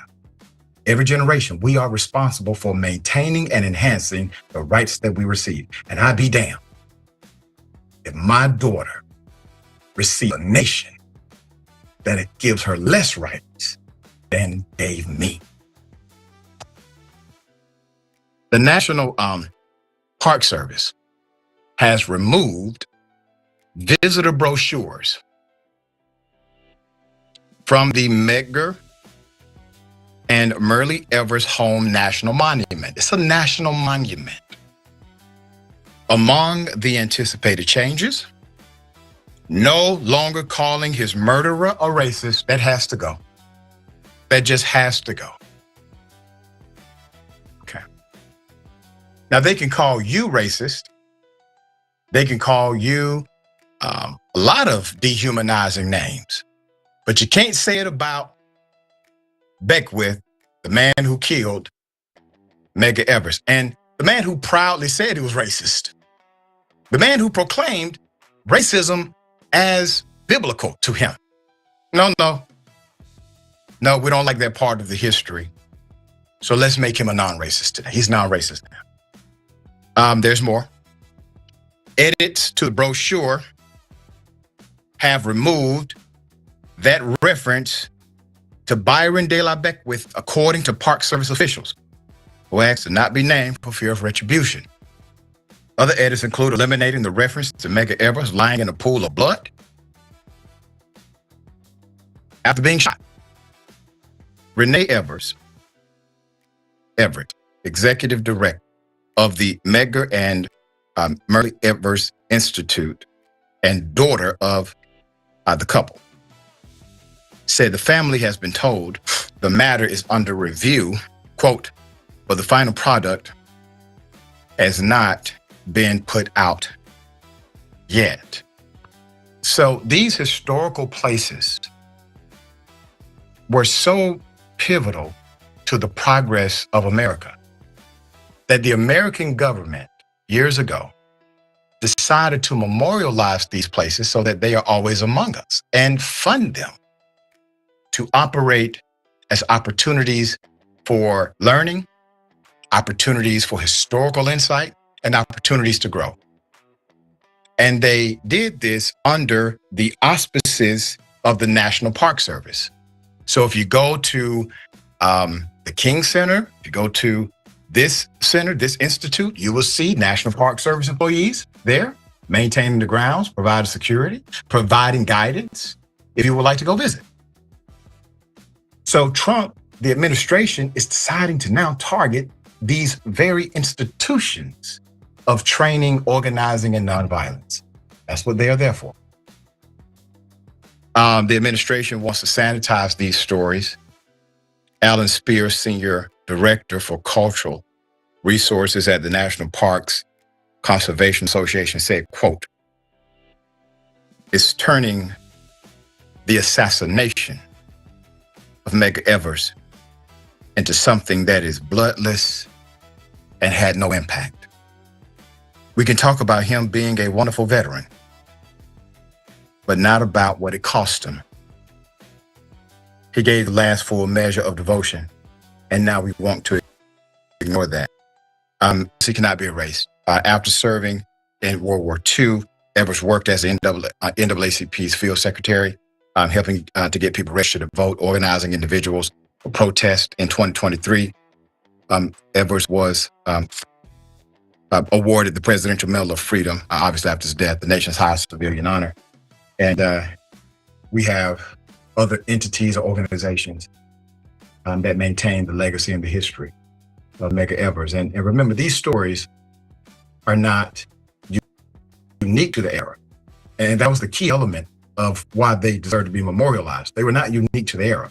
So Medgar Evers opens up the story of the general application of law, where white men could have a dispute with a black male in the daytime, do a hanging by night via a picnic, and get indicted technically, go to a trial the next day with a jury that acquits them so that they never have to be charged again under the doctrine of double jeopardy. It immuned them from future prosecution because they were thus found not guilty. Those stories are given to us by the proxy of the first story that was popularized, which is the Medgar Evers story. But it wasn't just one Medgar Evers. That's the point. That's the reason why these stories are important. All right, sharing thoughts here. Yeah, see, I'm a believer that words matter. And you're right. A proclaimed racist wants to be truthfully and accurately recognized in history. Yeah. So I don't know why you would take that away from them. It seems that for some in this country, the only people's comfort that matters are white people. And what about the rest of us? And frankly, I don't even want to blanket all white people, because there's a lot of white people, I would hope it's the majority, that prefer the truth like the rest of us, and know that they and their children will be better off for it, and the country can become some semblance of a greatness or continue to improve itself, but only through the truth. Don't say that he was dishonest or not transparent. It's a lie. That would be my argument, and was in newsrooms everywhere I've worked. Words matter. Let's just call it what it is. It's not an inappropriate relationship. When a coach messes with one of his students in high school, it's called something else. There's a legal term for it. That's right. Well said. Well said. And obviously, we will bring you updates as the story develops, because right now, according to the family, they have been told officially it is under review, which is insane. None of that should be under review. Terrible. Terrible, terrible, terrible, terrible, terrible.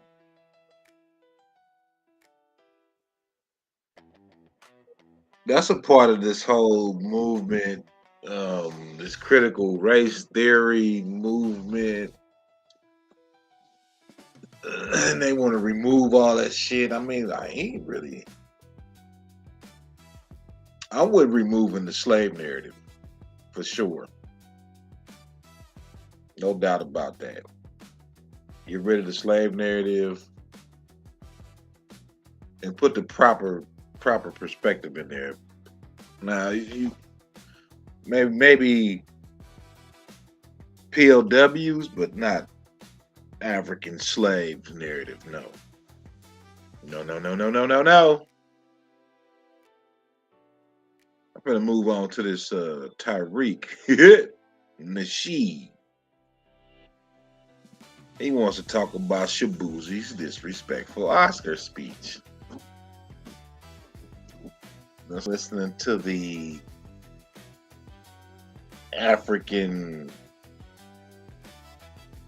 the foundational Black African. The main thing, we gotta, y'all tell me what we need to talk about. Y'all tell me what's the most important thing we need to talk about. Let me see if we're on the same page. Family, type in the chat room, what do we need to talk about? What's the first thing we need to talk about, ladies and gentlemen? Talk to me. There you go. Y'all already Shabuzi. Oh, man, there it is. Y'all, there we go. We're on the same page. I just wanted to see if we were on the same page, ladies and gentlemen. All right, I just wanted to see if we all were on the same damn page, ladies and gentlemen. Say everything but battles. We'll do the battles later. If we, we'll see. But we got to talk about Shabuzi. Oh, goodness. Family. Now, this Shabuzi situation,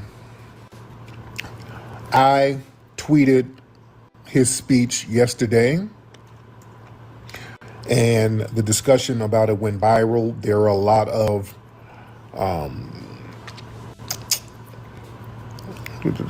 there's a lot of discussions about the pushback on different message boards and things like that. There's a lot of pushback and commentary about people having feeling a certain way about what Shabuzi said. I'm looking up some stuff and talking at the same time.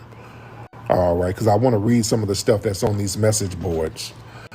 But for those who don't know, ladies and gentlemen, Nigerian-American country singer, quote unquote, Shabuzi, he won a Grammy. And he got on stage and he did exactly what I say they always do. I tell y'all they always do this delineation. He took it a whole step further. Yeah, he took the delineation to a whole different level. It went past just delineation on what he did. Oh, what he did was it went way past delineation. He stepped it up to something else. But I always tell people, when these non-FBAs, We get shamed into, oh, we all in this together. Oh, don't be looking out for yourself. Oh, don't be saying you FBA because we is all black now. We all in this together. And every time these people win awards, they will hop on that stage and start talking about immigrants. Oh, Igbo. I saw a lot of that yesterday. There were Cynthia Erivo on something, Shabuzi, Tyler the Creator, and there were people running around, oh, Igbo is up. The Igbos are winning. Igbo. They run around yelling Igbo. The minute these people get a win, they start delineating. Every time. Who's that one girl? Had the little British accent. She hopped on stage. I got to thank, I'm the granddaughter of immigrants. The immigrants are so brave. I represent bravery. Immigrants, bravery. Fleeing? Okay, all right, okay. Yeah, Olivia Dean, right. Olivia Dean. She hopped up there talking about how brave her immigrant grandparents were for fleeing. Okay, all right. So Shabuzi gets up there, and not only did he delineate, he said, this award is for immigrants. This award is for the immigrants. Immigrants built this country, literally. He said, immigrants built this country, ladies and gentlemen. And folks felt a certain way about that. And let me tell you something. Some of the tethers were online trying to defend that. Well, he telling the truth. Immigrant did. How? Who? When? And when you ask them, give me some dates. When did these immigrants do all this shit? They start talking about Ellis Island and all this stuff. But I want y'all to understand something. Now, let's be very clear. Now, what they'll try to do when we start pinning them to the mat, they will try to do a little flimsy thing, trying to compare us to immigrants. But no. They only do that when we pin them to the mat. I want y'all to understand something about that narrative, family. I want y'all to really follow me on this. Follow me. I want you to understand what they're doing when they say that bullshit. When they say immigrants built this country, they're not saying that we're immigrants. They know we're not immigrants. They know that. They're not saying that foundational Black Americans are immigrants. They're saying that we don't exist. I want y'all to feel me. They're erasing us. They're saying that we don't count. That's what they're saying, ladies and gentlemen. What they're doing is trying to push this little imaginary reset button on American history. They're just erasing us altogether. You know, I don't even know who Shabuzi is. I couldn't even name you a song of his. Honestly, I don't know who Shabuzi is. I don't know who the fuck Bad Bunny is. I don't know who the fuck a lot of these motherfuckers. I ain't tapped in the mainstream. All bullshit. I want y'all to understand that they're not saying we're immigrants. They know good and well we are not immigrants. They are saying what we did didn't matter. And we're persona non grata. You understand? They're trying to frame America, the way they're framing it, it starts when voluntary newcomers arrive, not when the country's wealth engine was being built through forced labor of foundational Black Americans. So they're trying to do a reset and start the country's foundation on the reset. You understand what I'm saying? What they're trying to do, they're trying to do a Jedi mind trick. Because every time we say we built it, what do they say? Well, y'all had to do it by force. That's them trying to negate what we did as if it doesn't matter or it doesn't count because it wasn't entrepreneurial or it wasn't aspirational. We were forced, so it doesn't really count. The reality is forced labor is exactly what built the foundational infrastructure and the capital of this country. Because the system was Go. designed to extract wealth without What paying else, Supreme? wages. Just because something is coerced, that doesn't make it less real. You understand? I like to use the Michael Jackson analogy. People talk about how abusive Joe Jackson was, and Joe made him sing and rehearse.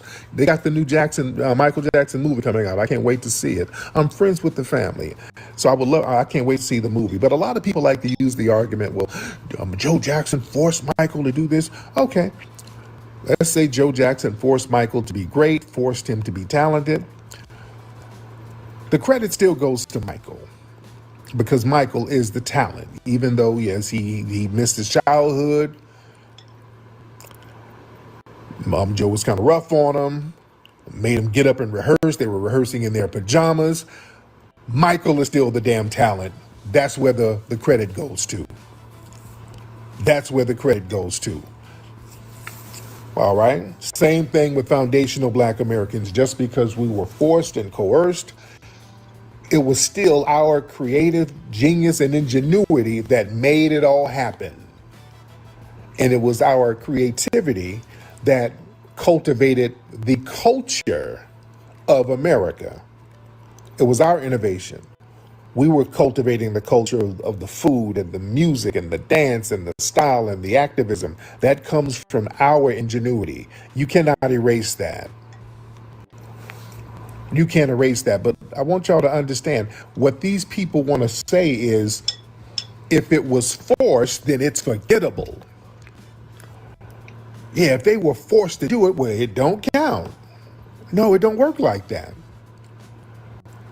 That's why they always try to give credit. Well, the Chinese, they built the railroads. We didn't debunk that Chinese built the railroad bullshit a million times. They go to the same tropes that the Chinese built, a few hundred miles of railroad. They basically expanded what we had already built. We had already laid the tracks for the rail. We were owned, some of us were owned by railroad companies. Oh Our my labor God. built the railroad systems all through the Midwest and the East Coast. Nigga, shut the fuck up. Owned by railroad companies, nigga. My bad, y'all. I'm tripping. I be getting triggered. I'm dealing with some shit right now. In the South, we were not only doing that, we were designing some of the bridges. Look up Horace. And these sweet potatoes I just pulled out the oven fire. These honey glazed sweet potatoes. My bad. King, who was a foundational Black American who was enslaved, who was an architect, who was actually designing railroad bridges and other monuments and structures all over the South and even the Midwest. Horace King.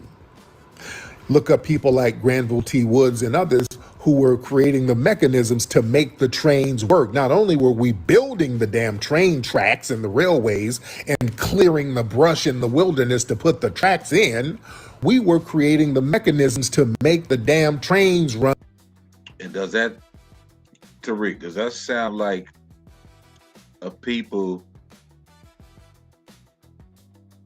enslaved people doing all that? Come on, Tariq. Stop. Incorrectly. Let's stop playing games with people and hit them with history. Hollering about some damn Chinese bill. Get the hell out of here. Get out of here. So these people are playing a little Jedi mind trick. And now when we look online at some of the comments, there's a lot of tethers who are agreeing. Now, WorldStar on the Instagram page, they put up my tweet and Shabuzi. They're like, Shabuzi faces backlash for saying immigrants built the country. What's your thoughts? And there are a lot of people in the comment section. Enslaved, let me say, hold on. What is that? Yeah, everybody knows it was built by a mixture of both. America is another tether. America was literally built by immigrants, blacks, Chinese, and Native Americans. Please don't fall for the division. Yes, there were black people here in America because Africans have been traveling back and forth for centuries. What has a Native American built?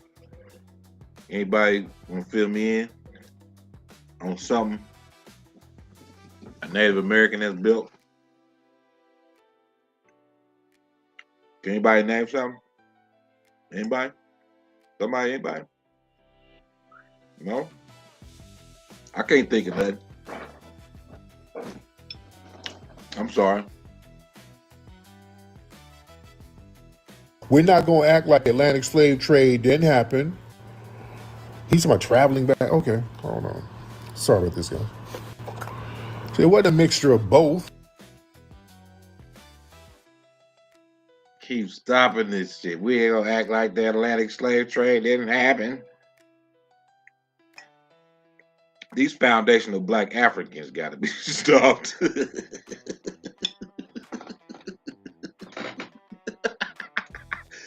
Oh, that's it. FBA is foundational black Africans. That's what it is.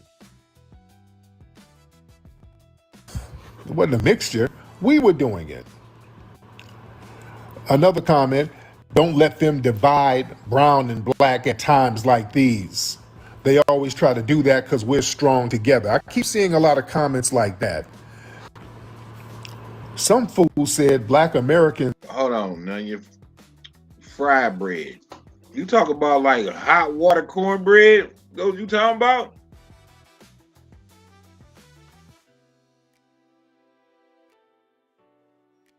I think you might be talking about hot water cornbread. I love that shit. I'm already sitting there eating this shit. Now I want some hot water cornbread. Tariq be tripping, man. He be tripping. Are immigrants. We're the only people that were forced into immigrating here. No, that's no. So yeah, they're talking dumb. People are talking real dumb. So this narrative that if we don't go along with this horse shit, we're being divisive. If we don't go along with them lying about history, then we're being xenophobic.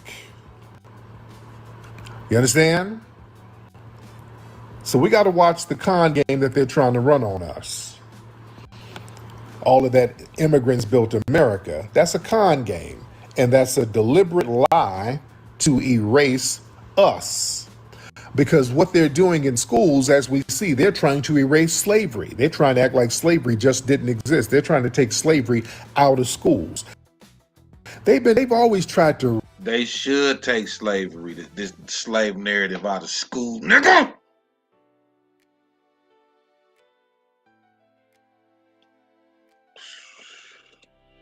Brand slavery.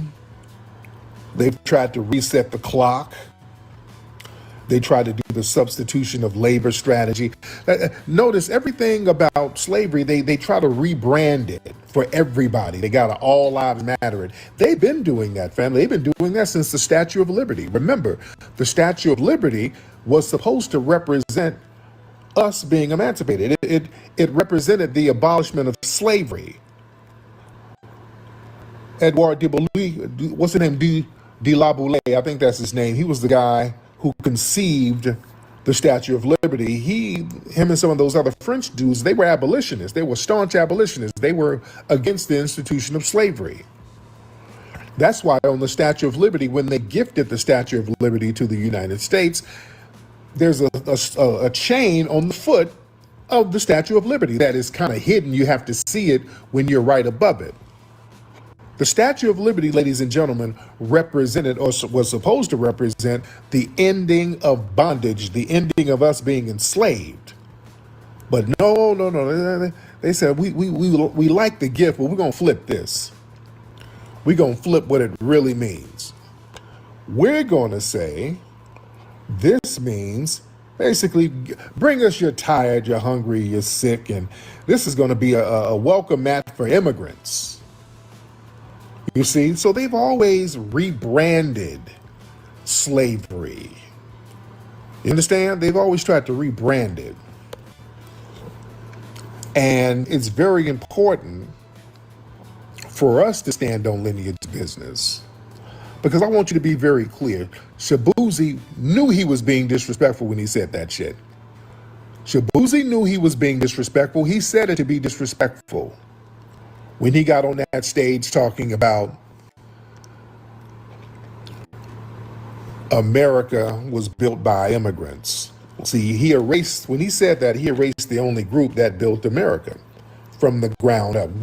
There was no native, the red natives didn't contribute to the building of the United States. It was the ones that were reclassified as Negro that became part of the ethnogenesis. See, that's why people have a bug in their ass when we start talking about the indigenous people that's a part of our lineage. They try to push back. Oh, there wasn't no black people here. No. Yeah, it was. That's another thing that makes us unique. Many of us are a combination. This nigga wordplay is oh so telling. Oh so telling.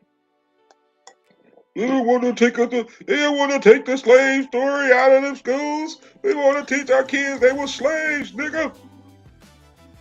And then he run back around talking about part. I'm gonna take away that our indigenous. It's a part. No, nigga, it's not a part. It is what it is. Goofy. I can't stand these goofy motherfuckers. It's time to blow this shit out the water, nigga. I'm sorry. I'm sorry, not sorry. Fuck these fools. They fools. Of those indigenous people. That is a reality. That makes us and our presence here even more unique. You see? And him getting on that stage, and that's like one of the biggest cultural stages of the year. You get on there and nigga basically say part Aboriginal. We got part Aboriginal roots. Part a piece. Just that foundational black African. This shit is. Let me stop getting so irritated. That's peak visibility, and you get out there and send that message. You know, a lot of eyes and ears are on that. Well, he knows that, and his handlers back in Casino C know that. And he inserted himself into an FBA-created genre while discrediting foundational black Americans. Country music, that's a genre we created. They've always tried to erase us from something we created. So he sits up here and benefits from foundational black American cultural lineage while publicly diminishing black American historic labor. See, he tried to speak over us. And he reinforced that idea that newcomers can come and claim equal or even greater ownership. And you, sir, are trying to talk over us. By trying to center the immigrants, he's trying to suggest that the recent arrivals got the same foundational claim as the people whose ancestors were enslaved and terrorized. You see? That's why we have to shut that stuff down. We have to shut that stuff down. Because these people play in our faces, man, and we sit up here letting them tell us we're xenophobic. Don't let them try to scare you with that xenophobic talk. You understand?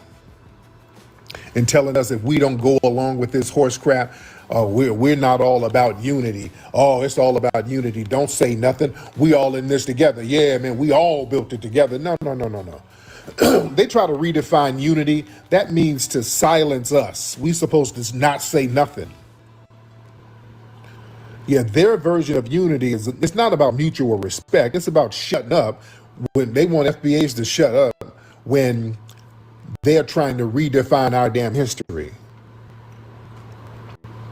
Now they want to subject us to erasure, and when we say no, well, y'all being divisive. You know, they Ain't that what you doing, nigga? Trying to rewrite some history to fit your the new African slave trade narrative, nigga? See, I run up on you, ain't gonna do me like Tahaka Bay, nigga. I'll beat your ass. All right, let me chill. They treat us calling out disrespect as the problem, but not the disrespect itself. You notice how Tethers, they don't call out Myron Gaines and people like that. Do y'all notice that? I want y'all to notice that. When people like Myron Gaines and others who are very vocal about denigrating us specifically, I mean just constant making platforms denigrating us, you do not hear these Tethers denounce him. You don't hear them denounce him. Now, when we start going in on him and others, then they jump out the woodworks. When we start swinging back, everybody wants to hop out here crying now. When we swing back, y'all don't say nothing about all the Akata talk, none of that. When all these Somalis were denigrating us all on Clubhouse and TikTok and Twitter, nobody said nothing. Now that they're on the hot seat and we ain't stepping up for them, we're getting criticized. Well, y'all, we all in it together. We all black. How come y'all FBAs ain't out there? What? Huh? Really? If you don't get the hell out of our face, the hell out of here. You understand? Listen, they try to use foundational Black Americans as a moral shield for immigrant agendas. You know what? You know, I'm finna start referring to FBA as foundational but African. How about that? That's it. Yeah, They always tell us, why can't we just support immigrants? Because that support always come at the cost of us being specific about who we are. And that lets you borrow our Black legitimacy while discarding us and our lineage. We're not doing that no more. Shabuzi is the main reason why we need to delineate. That's why I delineate unapologetically. I burn bridges. Yeah, some bridges need to be burned. Hey, well, you used to give us props. Yeah, what happened? Yeah, Shabuzi happened. People like that happened. Myron Gaines happened. All of that happened. Yeah, I saw what the play was. Yeah, I'm unapologetic with delineation, ladies and gentlemen, because I see the play. I see where this shit can go. These people will sit up here and erase us from damn history. They will have an ethnic genocide, ladies and gentlemen, if we let them. I'm not playing with their asses out here. I ain't playing. You can play with them if you want. I ain't playing. Go play with your mama. I ain't playing with you. You ain't about to erase me, my family, my legacy, foundational Black Americans. No, you're not going to do that. Not around me. Yeah, I'm not going for that. They'll sit up here and play in your damn face and act like you don't exist. Shout out to immigrants, because they've been doing this a long time, by the way. I've been telling y'all, they get on these award shows. They've been doing this shit for the long. They show their ass on these award shows, ladies and gentlemen. They've always gotten on these award shows. They black, and all that shit. And then the minute they get an award, oh, shout out to the Yoruba. Hey, anybody know where Shabuzi from? Like, where he from? I don't know. Drop it in the comment if you know where he's from. Ooh, I saw, again, the singer Her. She up here shouting out some Filipino. Shout out to the Philippines for my R&B award. I'm like, huh? What the hell? Okay. The hell?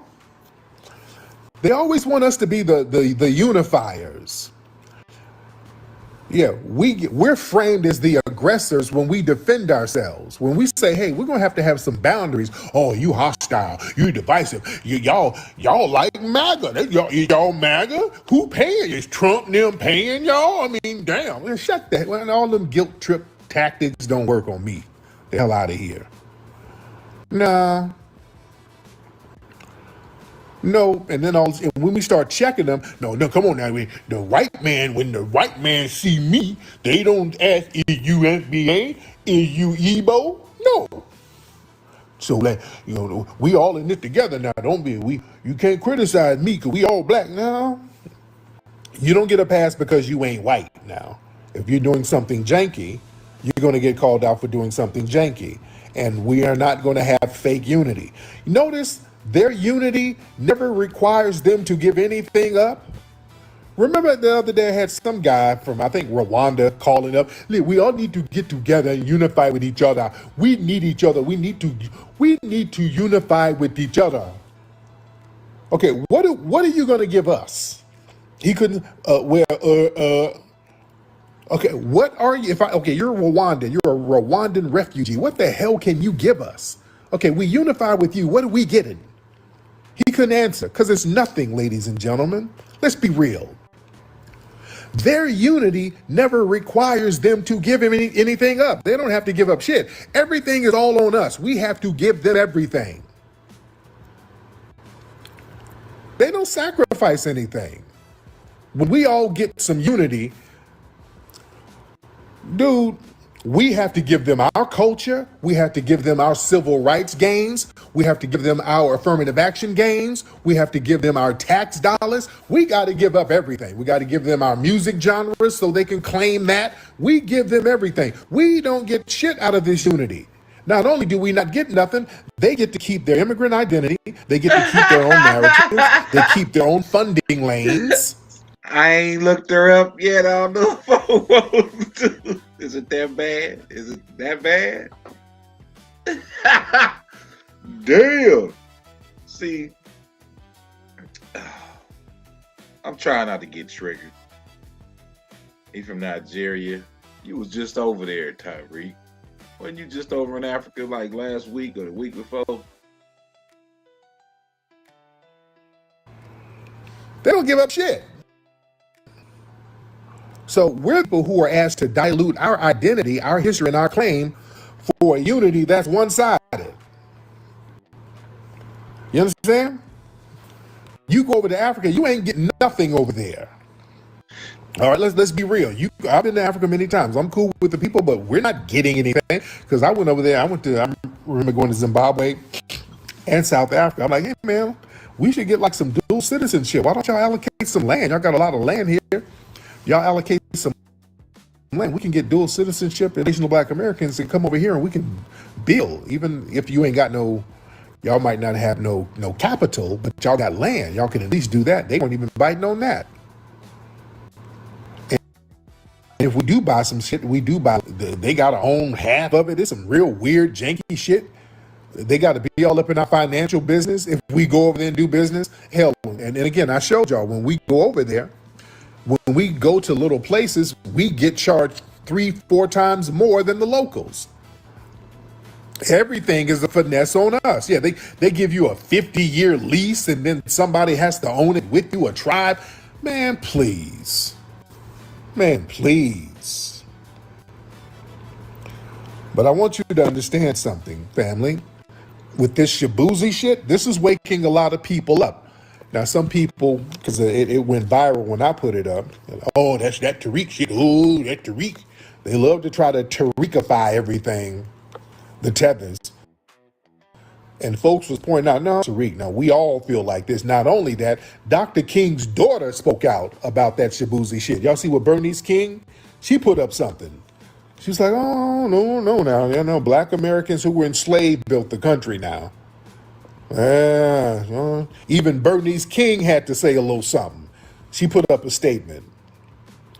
Yeah, Bernice King had to. Yeah, she said something.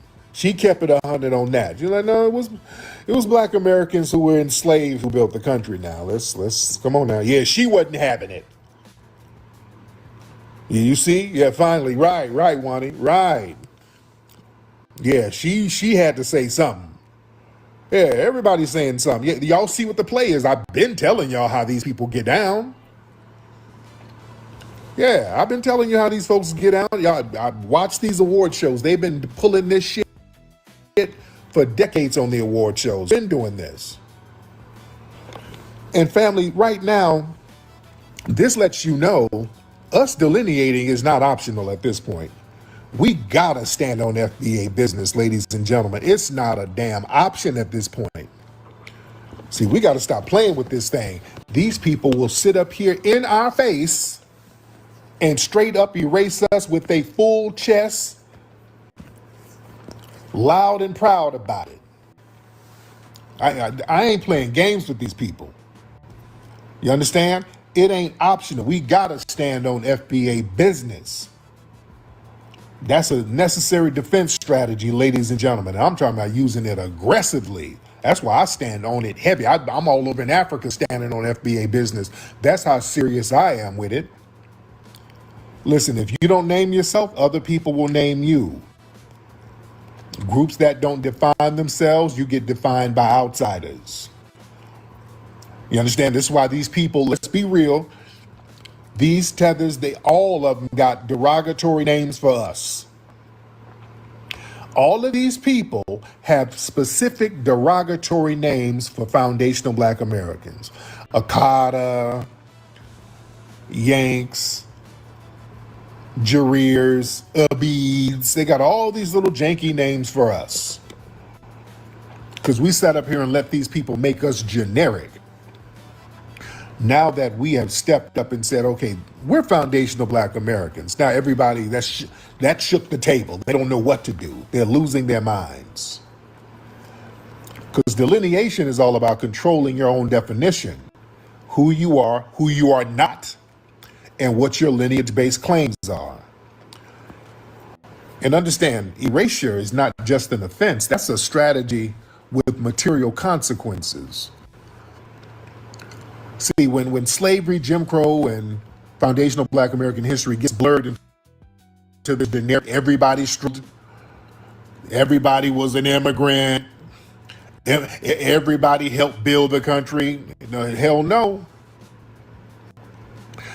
It becomes easier to deny lineage-based compensation, targeted policy. See, we're not going to have that.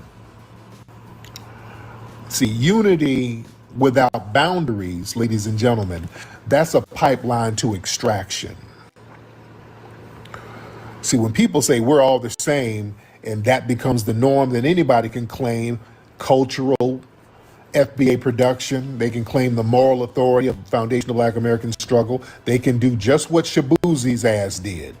We sit up here and not put boundaries. He gets up here using a genre that we created and then hop on stage and thank some goddamn immigrants and then lie about immigrants building the country. See, we got to tighten it up. We have to tighten it up. You understand? And be aggressive with standing on lineage business and unapologetic about it. See, if you can't be identified, you can't be defended. See, a generic African category, that makes it easier for institutions to say, hey, look, I know y'all want something, African Americans, but we've already given you some things. We just gave a Grammy to Shabuzi. We just gave some things to Cynthia Erivo. I mean, Lupita, we're giving some things to Lupita. And so, yeah, we've already given you guys something. Wink, wink. You see what I'm saying? So they can play that where we've served you while serving everybody else except the lineage group that was most harmed by the U.S. system. You see? So we have to prioritize ourselves in order for other people to prioritize us. See, and the thing is, this is why standing on lineage business, that's very important because that's the only thing that can't be trend jacked. You can't really jack the lineage when you're standing 10 toes down on lineage. See, they can sneak our fashion, our slang, our politics. You know, they can perform that, but you can't fake the lineage. You see, that's why lineage is very, very important. That's why they get so mad. When we start talking about lineage, see, when we look at our opposition, look at certain things that makes them uncomfortable. Whenever we start talking about lineage, that's when they get to squirming because they can't fake that. They can fake everything. Yeah, you can't fake the bloodline. That's why they try to make us generic. Well, where y'all come from before the American, oh, damn all that. See, that's why they always try to skip. They try to do this whole prehistoric skip. Okay, yeah, y'all were in America at the beginning of America. Where were y'all before that, though? No, damn. Some of us were in Asia. Some of us were here. There were some in parts of Africa. That don't matter. The ethnogenesis started here. We all African. No.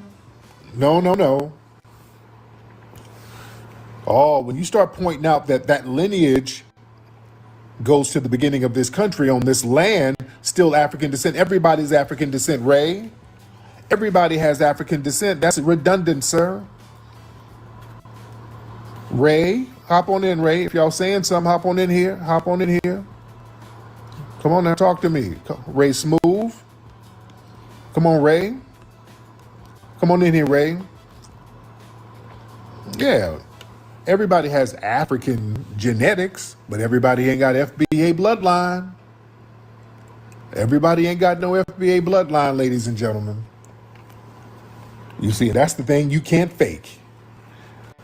Oh, the tethers, they're trying to backdoor and they're trying to figure it out. Well, we catch them.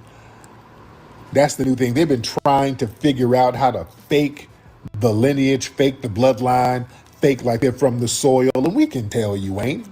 Just like these old weird women who've been calling up lately, these weird tether women, who you can clearly hear their damn accent. Hello, nigga. I am a descendant of slaves in America. Really? I hate FBAs. I don't like FBAs, but I am a descendant of American slaves. My lineage goes to South Carolina. Okay, really?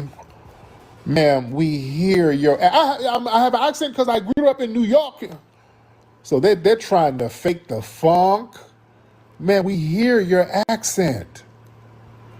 We hear some jerk chicken being barbecued in the back. We hear you. What the hell are you talking about? You're not fooling nobody. But I want y'all to understand, man, the next step after erasure, when they start erasing you, the next step is replacement. When the narrative shifts to immigrants built America or everybody built it, the next thing is, well, everybody should be the face of Black America. Everybody should be the recipients of Black programs. Everybody could be the spokespersons for Black issues. You see?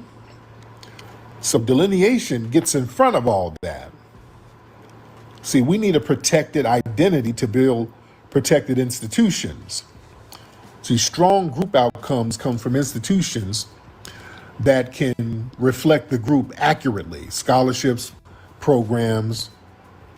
See, we got to be very specific. There's nothing wrong with us being very specific. We're not going to let these people shame us. We're not going to let these people shame us into not recognizing our own lineage. They're trying to make it seem like what we do, because we're doing the same thing they do. Every time they win something, anytime they get a win, they pull out their flag and wave their flag around. When we do the same thing and stand on our lineage, or we're being mean. Oh, you hate the Africans. Oh, they start all that shit. We're getting shamed for acknowledging our damn ancestors. I'm not about to let nobody shame me for that. Yeah. I can go to a cemetery and point to the tombstones of my family members with dates that go back to the 1800s. I'm not apologizing for that to make you feel better because your ass fled. It ain't our job to make a flea and tether feel better about himself. Damn, you should have stayed home then if you feel so butthurt about me acknowledging my damn lineage that's on this soil. I ain't apologizing to these tethers at all. My people stood 10 toes down for me so that I can do good. My folks sacrificed. Our lineage sacrifice, ladies and gentlemen. Let me tell you something. Your foundational Black American ancestors, whose bones and blood and spirit and ingenuity is in this soil all through the South, all in the Carolinas, all in Georgia, all in Alabama, all in Mississippi. Yeah, they didn't go through all that shit so a musty tether can get up here and act like exist. I wouldn't let a Shabuzi disrespect my lineage like that by being silent. I'm not going to let that happen. To get up here and claim their legacy and then ignore them and erase them? No, they didn't sacrifice for that. No. We have to honor them and give them more respect than that, than to let some tether come and erase them and act like they didn't exist. Talking about some goddamn immigrants. No. See, yeah, we got to stop all this nonsense and do some proactive protecting of our lineage, ladies and gentlemen. See, this is why, family, us being proactive already, that's already a powerful move. I want y'all to understand how proactive activism is very important. Because, family, what we did by naming ourselves proactively, it wasn't reactive. We proactively said, you know what, we're foundational Black Americans. We're different. This is our lineage, and this is how we define our lineage and our ancestry. This is how we define it. That was a proactive move, and that was a power move. I want y'all to understand, power moves like that, those are very important, because proactive delineation sets the terms of the conversation. We defined ourselves first. We named lineage, scope, everything else. So now everybody else had to. Who's it? What's up, Amara?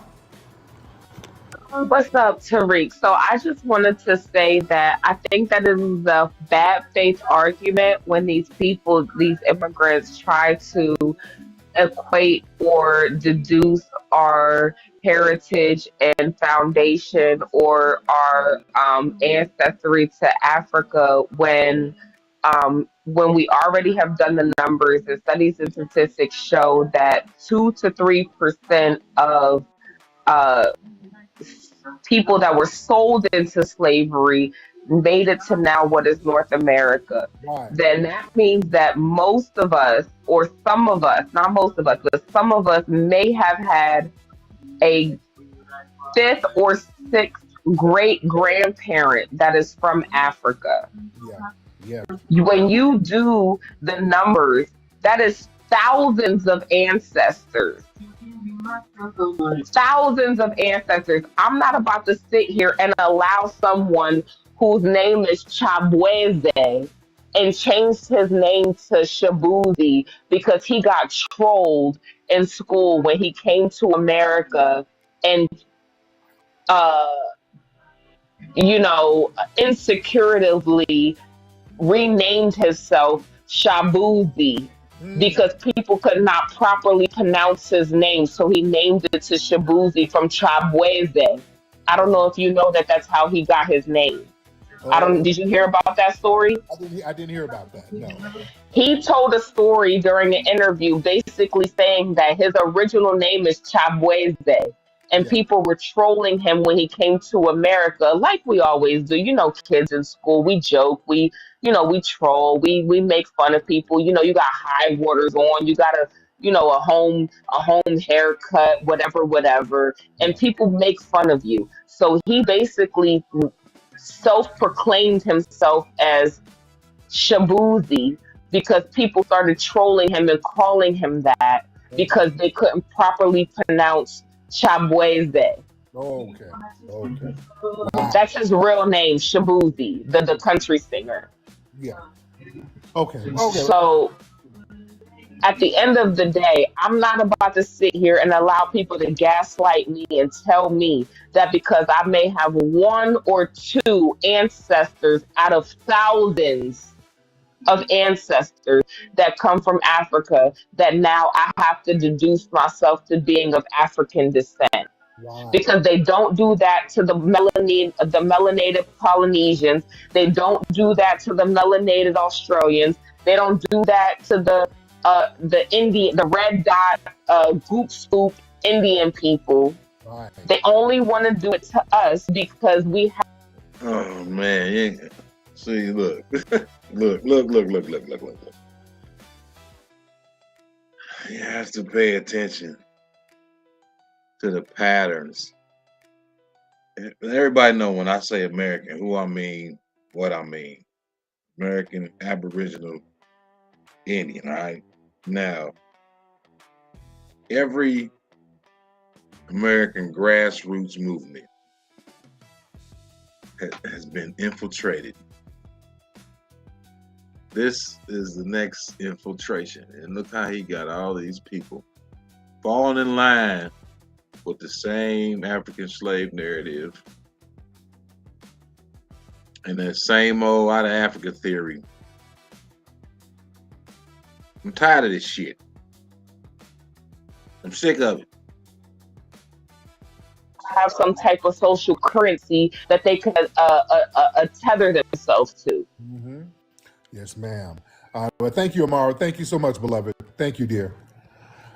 Yeah, man. Yeah, man, it is imperative, family, it is imperative that we hardcore delineate and loudly stand on FBA business. These folks ain't playing with us. That's why I go hard body with it, man. You got to go hard body, man, because if you play around with it, they'll erase your ass, man. They'll erase all of us. They'll act like we did not exist. They're already trying to get slavery out of the schools. You see, that's one of the reasons why we did Hidden Colors. We had to do Hidden Colors. We just have to do things aggressively on our own, man. It's all up to the grassroots. We got to stand 10 toes down on this stuff. And like I said, proactive delineation, that set the terms of the conversation. Define yourself. We defined ourselves first. So everybody else had to argue on FBA terms.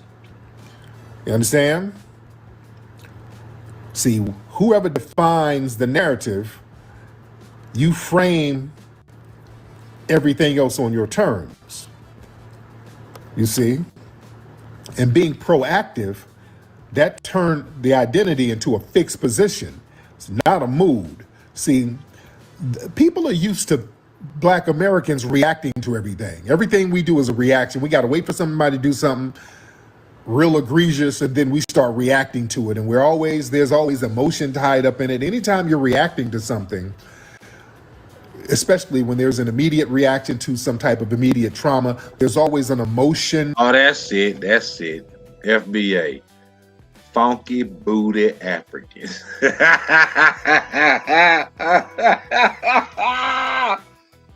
Man, with that funky booty African movement, cut that shit out. Around it, and you're not being as strategic as you can be. This is something that was thought out. This is very strategic, us delineating in why and how. That's why most of us, we can calmly articulate what our lineage is and what a foundational Black American is. We can calmly articulate it. Notice all the people reacting to it are very emotional. Look how emotional the damn tethers are. You see? We're strategically calm. That's what's bothering people. The tethers are pulling their little peppercorn hair out. They're yelling and screaming every day on Twitter and TikTok and making spaces nonstop. These niggas, I hate the MBAs. They don't know what to do. They're crying all day. They're emotional. Some of them are in here emotional. Some they hop in these chat. They be all trolling and whining. They're emotional. They have to have an emotional reaction because now they don't control the narrative. We set the narrative in stone. We set everything in stone. We put the boundaries in stone. We put a fixed position down. Not a mood, not emotion. We're not emotional. You see, being proactive, you set the tone. You understand? Being proactive, remove that stigma of emotional reaction. You see, delineation existed. You understand? But we had to put real codified language around the delineation. You see? So the delineation has receipts, it has definition, it has continuity. So you can't delegitimize it. See, they're trying so hard to delegitimize it. It's a hate group. You're funded by MAGA. It is a cult. You're just saying anything. You're just throwing shit on the wall to see what will stick, and nothing is sticking. You see? See, when you are proactive identity, that makes replacement narratives impossible to slip in quietly. That's why people are having a problem, because they can't remix themselves into the lineage now when we got the language popping. What's that? ASAP Rocky gave me a shout out on his interview. Shout out to Rocky, man. That's my brother. I got to watch that interview. ASAP is my brother. That's my guy. I was in the studio with him when they came out here to LA. That's my brother. He's a good, solid dude, man. Love ASAP, and shout out to him and his queen, him and Reed. Who are these people, man? Who are all these people? Shout out to everybody in here. Shout out to everybody in here. Now, ASAP, his mother is from Alabama. Yeah, ASAP, his lineage goes down to Alabama too. I think the dad is from Barbados. The dad is from Barbados, but his mother's Alabama. All right, let me see who's in here. Shout out to the family in here. Shout out to the family in here. All right. Let's get this thing popping.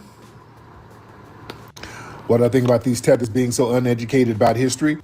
No, the name of the game is for them to uneducate us about the history. Yeah, that's the name of the game. It's about uneducating us about history. You fucking the history You up see? too. Stop it. They want us to be uneducated. They want to try to blur history.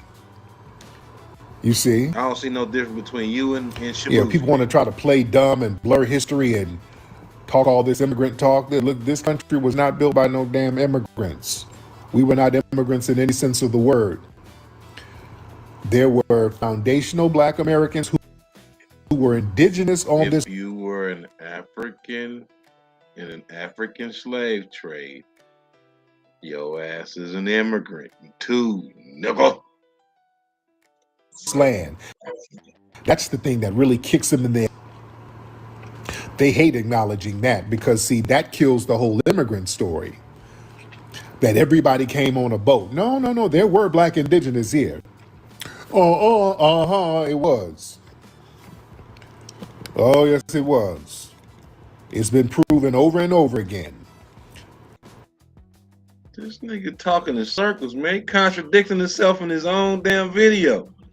This big ass land mass, there's negritos and melanated Black people all around the damn world, and nooks and crannies all over the damn planet. You think they weren't here? Have y'all traveled? Travel more. Y'all go to places like Tahiti. I've been everywhere. Dude, I'd have been to Tahiti. In Tahiti, some of the Tahiti natives look like Black people walking around Cleveland. You know what I'm saying? Way off in the middle of nowhere. You go to Samoa, you got black-skinned people walk around with afros over there. Fiji, y'all saw when I was over in Fiji, black-skinned people with fros. Everybody walk around with their damn afro. Come on now. These people reach these little remote islands all over the place. You know, the kid who called the other day, he was, where was he from? He was Melanesian, this Melanesian cat. He looked like one of my sons. Yeah? Somebody said different DNA, but the same phenotype. Same phenotype. Type. You think all these native people with full lips and woolly hair were in all of these little remote islands in the Pacific and they didn't get on this big ass landmass? Come on now. Come on now. Let's stop playing. All right. It's still FBA, right? Still FBA. Because, yeah, there's documented facts. Those many Native Americans, when the Europeans got here, they just simply reclassified Negro. They were calling them Negro for a reason. They were calling them Negro for a reason, ladies and gentlemen. All right. Who is that? Okay. All right. Was it Solomon Island? He was from one of them islands. Melanesia, one of them islands over there. All right. Let me see. Everybody raise your hands. Oh, he's from the Solomon Islands. Okay. Yeah. All right. Let's get those hands up, family. All right. Who's that? Let's get those hands up. Let's see who's who. Let me get some folks in here. Oh, Lord. Do y'all want to hear from Bushmeat Barrister, ladies and gentlemen? Do y'all want to hear from Bushmeat? I hate Bushmeat Barrister's bad faith arguments. Hold on. Digital. What's up, fam? What's up, Digital Diva? Oh, I ain't gonna call no dude no Digital Diva. What's up? Man, listen, dog, that's a finesse. Don't even worry about it, man. I'm There trying you to get go. this paper up on TikTok. Understand? No doubt, no doubt. What's up, bro? That's a whole finesse. But nah, I wanted to tap in with you, man. Give you your flowers, man. I knew you was gonna be on his ass, bro, when he said that shit. Cause I saw when he said it, and it just left a sour taste in my mouth because I said, here we go again. He's one of them ones you gotta watch. And I'm gonna tell you too, Reek. I don't know if you've been following my man Anton Daniels and all these jokers, yo.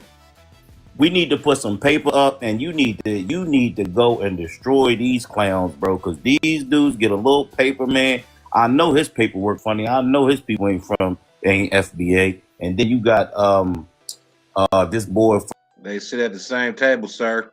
No Fugazi podcast, man. These jokers, bro, they ass, and they are so adamant about discrediting about what Black people have done for this country, bro. It's like sickening. It's the weirdest shit ever, man.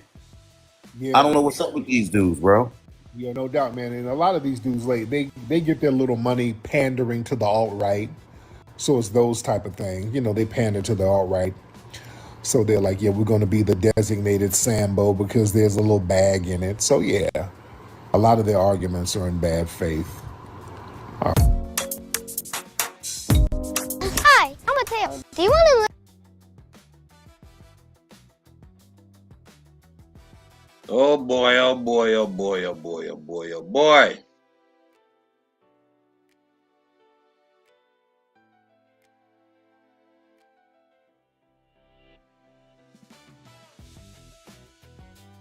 Yeah, I still got a little time left. She was going in on us last night.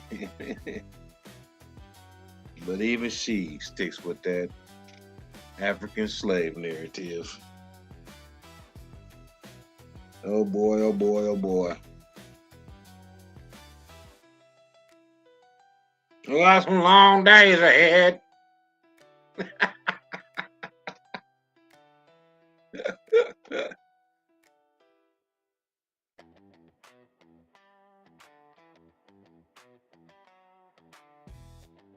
Tom Daniels is, I don't know where he's from, but I believe they all sit at the same table.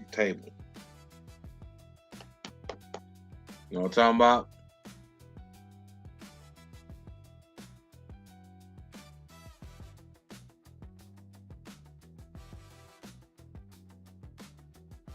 You know what I'm talking about? We're gonna get into a conversation tonight. I'm probably not gonna drop the link, y'all. I know y'all probably got some opinions, but I can't do it because y'all gonna have me here until the sun come up, and I'm not doing it. Not today. Was y'all on the last one? Who was on the last one? I ain't going to bed till like 10 o'clock in the morning. I ain't messing around with y'all today. Y'all play too much, so we're not doing that. I need my rest. Y'all play too much. But yes, we have a conversation that we have to have. Some people might be offended in this conversation tonight, and if you do, then that is your problem and your offense. Okay, so we're gonna play some clips. We're gonna talk about immigrants, but we're gonna talk about immigrants in general, but we're going to talk specifically about Black immigrants, okay? You seen the thumbnail. If y'all do not know who the man on the thumbnail is, that is Shabuzi, okay? A motherfucker I ain't never heard of until the other day, okay? But now we all know who Shabuzi is. I didn't know who he was, could have cared less before the other day. We on the same page. I didn't know who this nigga was until the other day, till yesterday. Shit. Oh, who the fuck is Shabuzi? I don't even watch the Grammys and shit. I don't watch none of that. I don't be paying attention to any of that shit. Come on, Michi. Talk to He had some interesting things to say, and we're going to take a look at it. And we're also going to go back and we're going to revisit the Nicki Minaj situation, because I want to talk about that from another aspect, you guys. Of course, we talked about it the other night, right? And saying what she said, but we're going to come from the aspect of, I need y'all to look at you. Look at you. Running past the line with your bitch ass. Understand that Nicki Minaj she's an immigrant. Let's be clear. Okay? Let's be clear about that. She's not an American Black woman, and we're tired of non-American Black people speaking on our behalf, representing us as though they are us whenever it is convenient. But when it's not, then they want to make sure that they separate themselves from us. So we want to make it clear that you're not us. You should be separate from us, and that should come from day one. There was a time where we used to try and be, loving with all Black people across the diaspora, but it seems as though we have to make a distinction of who the fuck we is and who the fuck we ain't. Everybody got the right to stand in their culture, their people, and who they are, and you are not us. We're not the same. We're not the same at all. And they've been screaming that about us for years. So we're going to play some clips. We're going to talk about how immigrants actually feel about us. We're going to also even get into the Somalis a little bit, because they have a lot of interesting things online to say about how they feel about Black Americans. So we're just going to take a look at how they feel about us. Okay. And then we're going to tell you how we feel about y'all. How about that? Okay. So if you're watching this tonight and you are somebody that follows me and you are, what I would like to say, is a part of, Pan-Africanism, and you want to meet, we're all alike, and, we all should get along, and we all, love each other and all of that stuff. And what you're saying is rude to us. What I want to say is this, like I say the same thing to white people, okay?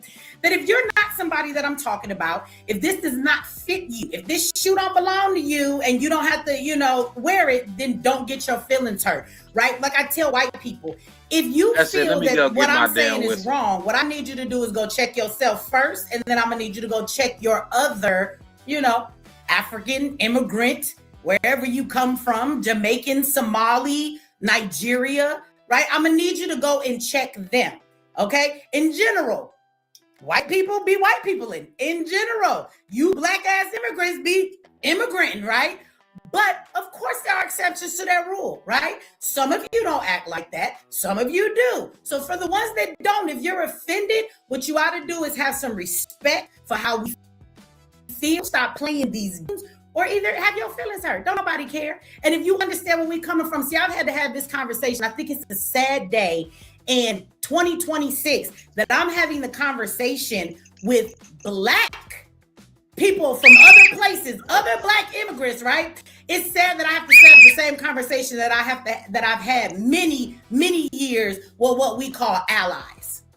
Them white people that like to show up at our meetings, those Hispanic people that like to show up at our meetings, right? They like to show up everywhere. They like to act like they're on board when it comes to us. They like to act like they care about our issues. But the truth is, they just like to unite with us so that they can use our momentum. They can then push their movement forward off of the backs of our oppression that we have lived and still live, that they have never fucking experienced.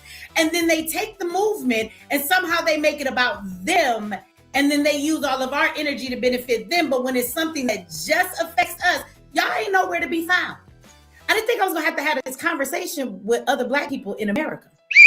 Now, I said other Black people in America. I didn't say other Black Americans. because there is a difference. God damn. Okay, so we are going to have that conversation, and people follow me from everywhere. I got people who support me in the LGBTQ community. Shout out to that community, right? It's a lot of y'all that follow me, but I get on here and I talk about what's wrong in the pushing of the narrative of that community. I talk about how all this stuff is pressed on kids and where it is ridiculous. And you know what? There's a lot of them in that community that are like Michi.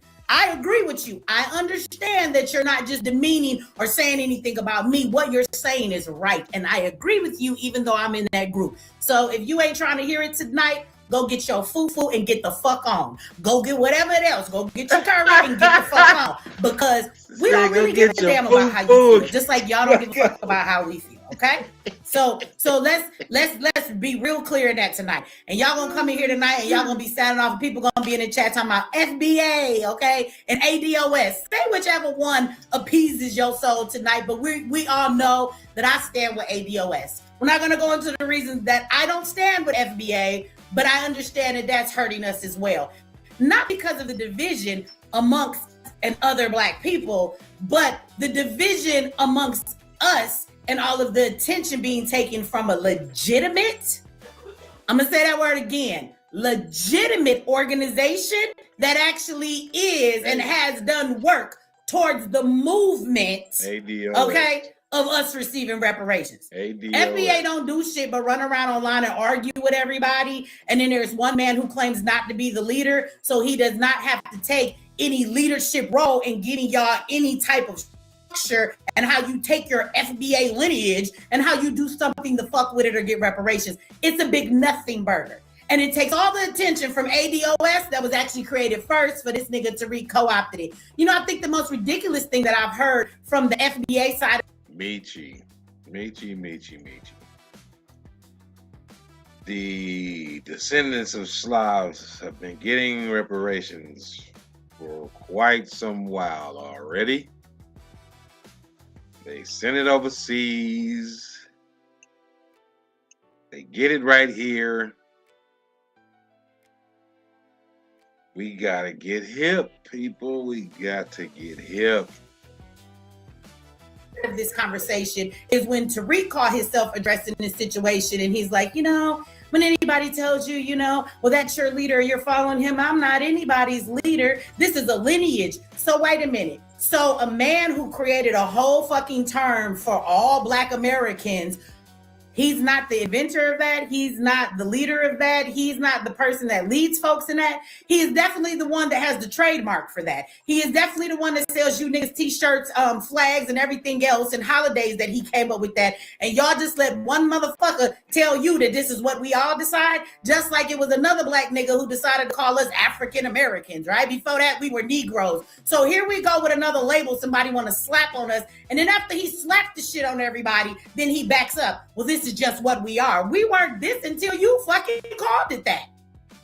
So be clear, FBA, fuck your leader too, all right? Okay? He's a very divisive motherfucker as well. And the word is still out on whether he's an op and he was brought into our community to do this on purpose. So there goes your little small dissertation for all the FBAers tonight who want to scream that shit, okay? That is definitely your leader. I would beware of a person who created some shit and then want to move back and say, I didn't do that. Every other ideology that we use, whether it's Pan-Africanism, whether it's whatever we have done to support the Black movement, we have always gone back to the creators of that. Frederick Douglass, whoever the hell we want to bring up, right? Huey P. Newton. Nobody dismisses those people that came up with ideas, but you're going to let somebody tell you that FBA, it's a lineage. That's just who we Peace, Tanya. What's backing? are. I'm not down with letting nobody put labels on us, okay? Not even the other niggas. So y'all can take that, tuck that FBA ass shit in your ass. If you go Google FBA right now, what does FBA say if you Google it? We should have a prize tonight. Google FBA and tell me what's the first thing that comes to the top.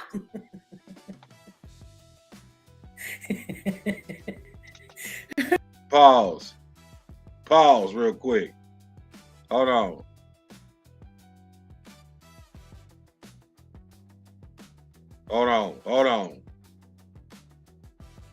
Google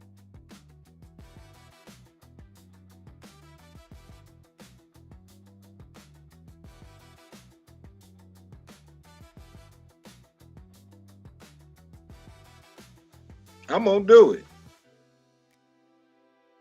FBA. Search.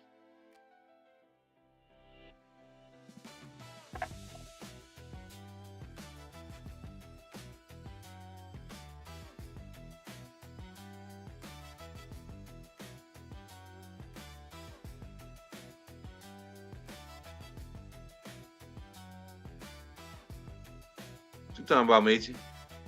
Amazon seller business loans? The fuck? Huh? That's the first thing popped up in my Google search. Let me try Bing.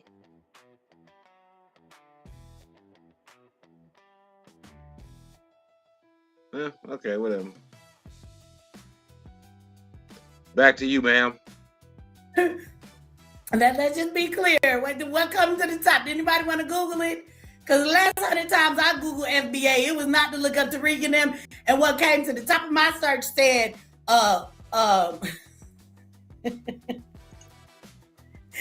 where are my people who took my boot camp? Where are my online money people? What the hell does FBA stand for? She be bugging me up, man. She be bugging me up. Absolutely fulfilled by Amazon, okay? Yes, I scream the FBA all day in my boot camp classes, and we are not talking about lineage at all. We're not. Yeah. We're talking about how you send products to Amazon and they will ship it out for you. No. You sound stupid. Your mom is FBA, whether you know it or not. I know what the fuck FBA stands for. And again, FBA is nothing more than an offshoot of ADOS. So tell me the difference between a foundational Black American and an American descendants of slaves. What's the difference? There is none. Because I can surely tell you which one was here first and which one got co-op and which one was fighting for reparations and actually is doing tangible work. I can definitely determine which one that is. Y'all say this shit to me like if I don't know what the fuck FBA stands for. I do. Whether you know it or not, your mom's FBA. No, my mother's ADOS. She don't like that nigga. My mama don't like that nigga. What is you talking about? Your mom's FBA. So while y'all scream FBA, tell me what's the difference. ADOS is a group. FBA is our lineage, dear. Oh my God. Let's just take a moment and be on this right now. Can we all have a conversation about the difference of that? You know what y'all do? You regurgitate everything that you hear Tariq and somebody else say without understanding what the fuck is coming out of your mouth. FBA is a lineage. What do you think ADOS is?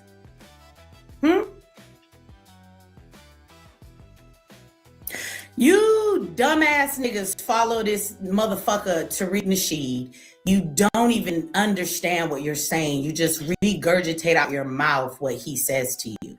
You do know that when you want to fight for reparations, how many of you know that reparations, right, is only given to people who are part of a specific group and the lineage of those people and what their people have been through? Yes? Yes.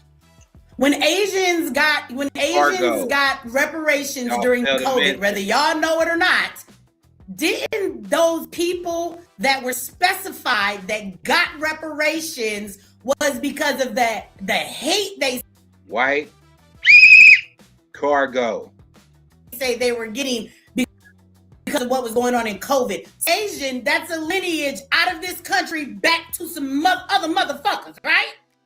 Follow me, because y'all can't be this dumb. Y'all, and I don't think that it's that y'all dumb. I think I'm a little irritated because I don't like when people talk to me like I'm dumb. I absolutely know the difference of what you're saying. So foundational Black Americans are what, you guys? The lineage of Black people that were enslaved in this country. Whether you want to argue that they came over on a boat from somewhere or they were actually already here. whether you're in either one of those groups, they were all made slaves in this country.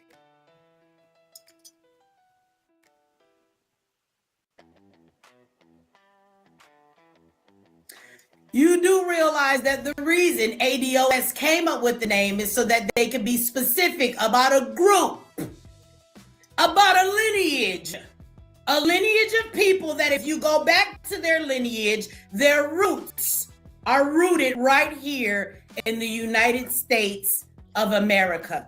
Same fucking thing. The only thing is that one is using that label, that lineage, and being specific about that group of people so that they can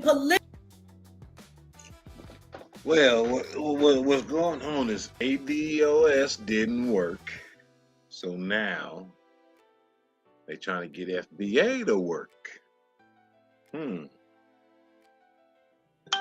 My bad. I'm just saying. politically ask for reparations because y'all act like it was an aha moment. You can't ask for reparations for black people. And both of the ADOS and FBA is creating division like a motherfucker. Do you know how many black people are in this country that are not of the lineage of slaves? So they are not part of the group that would be eligible for reparations. Do y'all not understand the difference in that? ADOS is an organization. ADOS is an organization because they like to hold themselves to a standard. They want to be able to be pointed out and say that they're about the work of reparations. The reason why FBA is not an organization is because Tariq wants no responsibility in structure and providing tangibles and moving black people towards. What she gonna do is she gonna make me deep dive back in the ADOS. Because I see them both being taken. I just feel like ADOS didn't work, so they're trying the next movement with the FBA thing. Because this American grassroots movement was catching a whole lot of steam. And this is prior to the ADOS. Nah, see, I ain't tripping. Any fucking thing that will make us better. He just wants to get paid off of a fucking label that he gave y'all. But you niggas don't know the difference. Their organization, we're a lineage. Well, their organization is based on the same fucking lineage to get us reparations. Y'all can't be this stupid. Are you really this stupid? Somebody said, I think he was trolling. If you're talking about the guy that I'm responding to, absolutely not. I hear this shit in everybody else's chat all the time. Every time y'all make an FBA argument, these aren't trolls. This is what the fuck y'all really do think. I've heard this argument a million times. That is not the first time I've heard that. This is why I'm going to, address it, because it's a lot of y'all that think like that. A lot of y'all. Okay? We're tired of people slapping labels on us. It was another nigga that gave us African American. Y'all remember that nigga? That nigga that ended up being an op, just like the new nigga that just gave you a new title. 20 years from now, you'll all learn he's an op. And I'm gonna come back on YouTube 20 years from now just to say, ha ha, I told you niggas. Shout out to Freight over here on MX Network for the $5 holler. Says, hey Michi, just for being you in the flesh. We are here trying to function. I know that's right. Thank you for the donation. So I'm glad that we got that over with. I didn't know that I was gonna have to I was gonna have to explain that. That really wasn't the topic of tonight, but I think that it fits well in the conversation that we are having tonight, right? It fits well into the conversation. So it's crazy. She remind me of a chick I dated in high school. I swear. It's okay that we started with that, okay? Okay?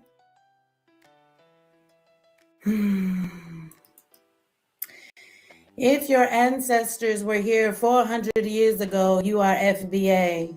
Well, shit, by those standards, I expected to be a whole lot of Native Americans then that want to jump in on this. Because let them tell it, they was here before the black people got here. They claimed they wasn't black because we got a lot of $5 Indians today. 500, if they was here 500 years ago, so you're excluding any black person that may have possibly been bought over on the theory of a boat. We're excluding all of those black people now? Shut up. The more you talk, you ever heard the saying that if you just shut the fuck up, you might seem smart? And I'm sure that's not how the saying goes. I just know that if you be quiet, we don't know how dumb you is. That's all I'm saying. That's all I'm saying. Right, they really think they be here teaching us. What is they talking about? They really be here going in. I gotta give it to Tariq. He got y'all motherfuckers well brainwashed. He has taught y'all well. Do y'all know I have watched people argue FBA and say they don't even know who Tariq is?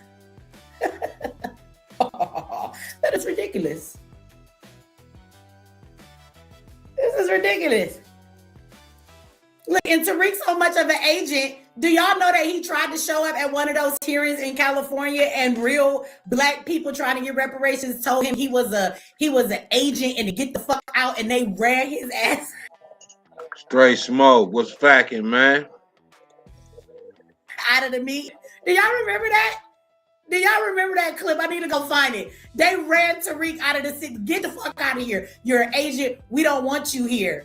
For the people who are actually fighting for reparations.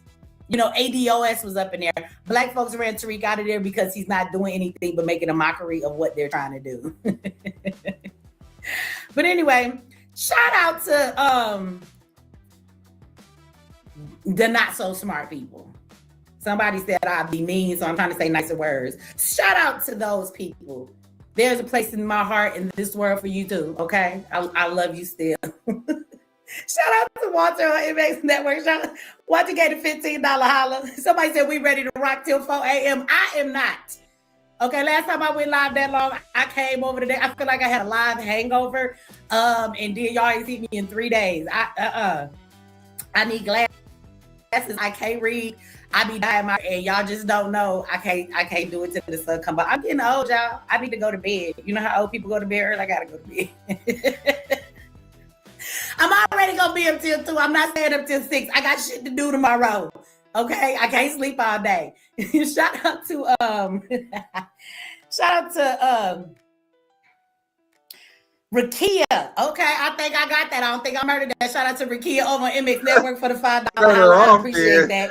Glenn said just a question. Wow. What's your thoughts on the title of Freeman? Okay, Glenn, we're not going to go into all of that tonight because we got to get into this conversation. I already been here 22 minutes, and there's some people right now, and they about to jump out their skin because they cannot take that I have not got right to the topic. They ready for it. You know, they this new Instagram media mind. They need this message in 20 seconds. You know how people done logged in and logged off because they like, she need to get to the point. So we won't hold y'all any longer. All the impatient people say, it's your turn. Your number that got picked. We about to get into the conversation, okay? Shout out to hold on though. One more second. Just one more. That's Michi X, Straight Smoke. I know you heard of Michi X before. Second, your mama ain't tell you have patience when you was little. Use that right the fuck now, okay? Shout out to Romeo with the $10 over on Cash App for Duke Nation. Shout out to Romeo. Romeo has showed that support and has always said that for the same thing for Duke Nation. I appreciate you. Thank you for all of that support. Okay, you guys. So if y'all do not know who the man is on the front, I didn't know who he was. His name is Shabuzi. Something like that. Shabuzi. He's a countryman. Glenn, we can definitely have that conversation another time. We can. He is a country singer, okay? And his music kind of go hard because I went to look him up. I noticed some things about his, but you know, he all right. He kind of, you know, he make country music worth listening to. We gonna get the brother his credit where it's due. But I'm gonna play the speech for you. He won a Grammy and he came up and he accepted. No, Michi, not Mia, Michi X. Accepted this award and he had some really ridiculous shit to say. So I'm just gonna play the clip for you guys and then we'll move forward from there. We have some more clips we gonna look at too with some other stuff, but I'm gonna just play this clip for y'all and we'll go from there. Let's play this clip. Come on, man, Mia X, that's my dog.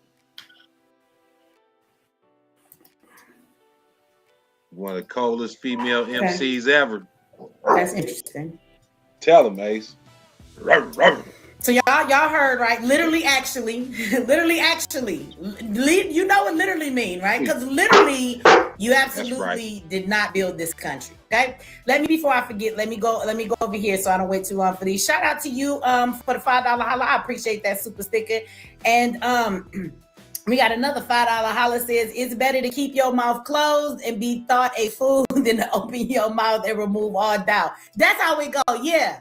What he said, that's what I was trying to say to your ass, bruh. The man in the chat. Thank you for that. Thank you for the right words I could not find in the $5 holla. I appreciate it.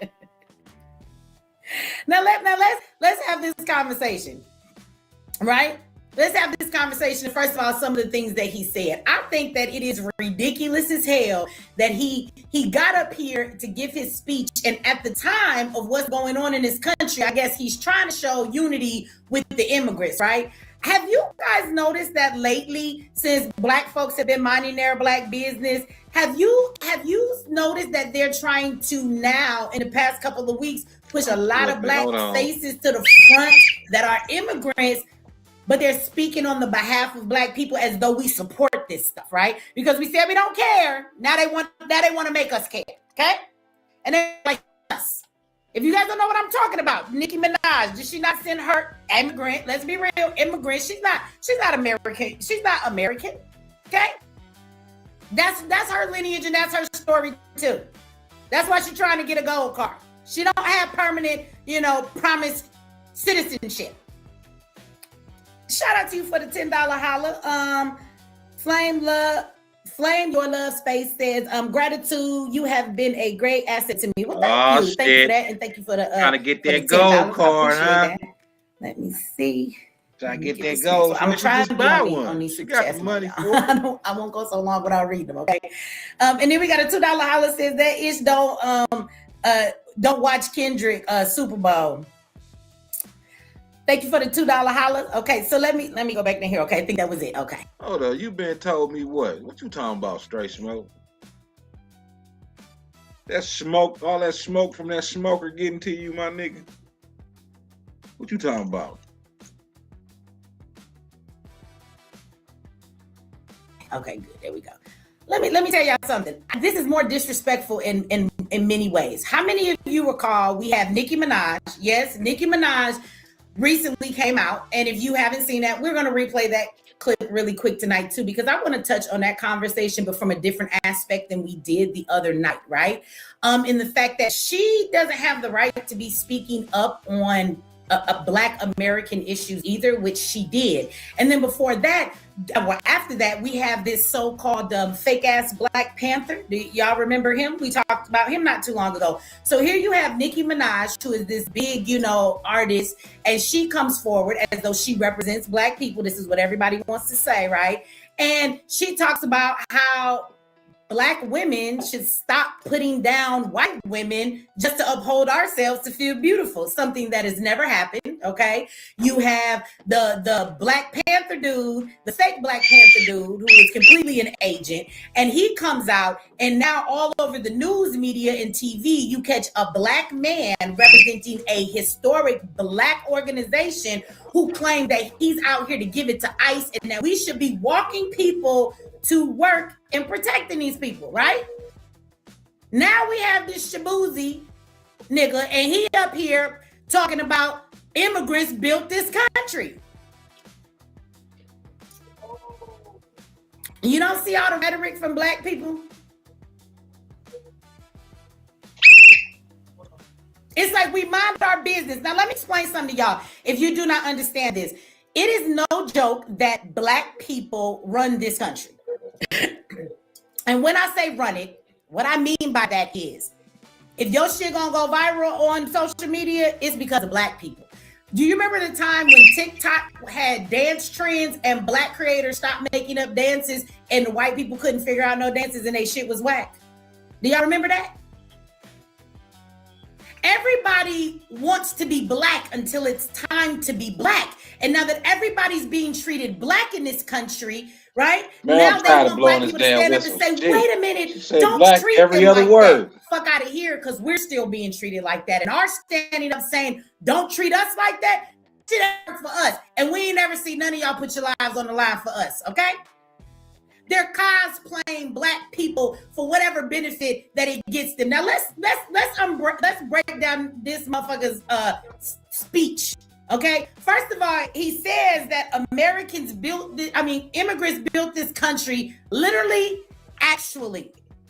Okay, those are matter-of-fact statements. You know what I'm saying? So they built it, but then in the next breath, his ass says, shout out to immigrants that came here for a better life, a better way, and a better opportunity. So my question would be, how do you come to a place for better opportunity, better freedom, better all these other things in a country that's not already built and established? I know that don't make no sense to me. If you're coming to this country for better, that means you're running from your country to come here.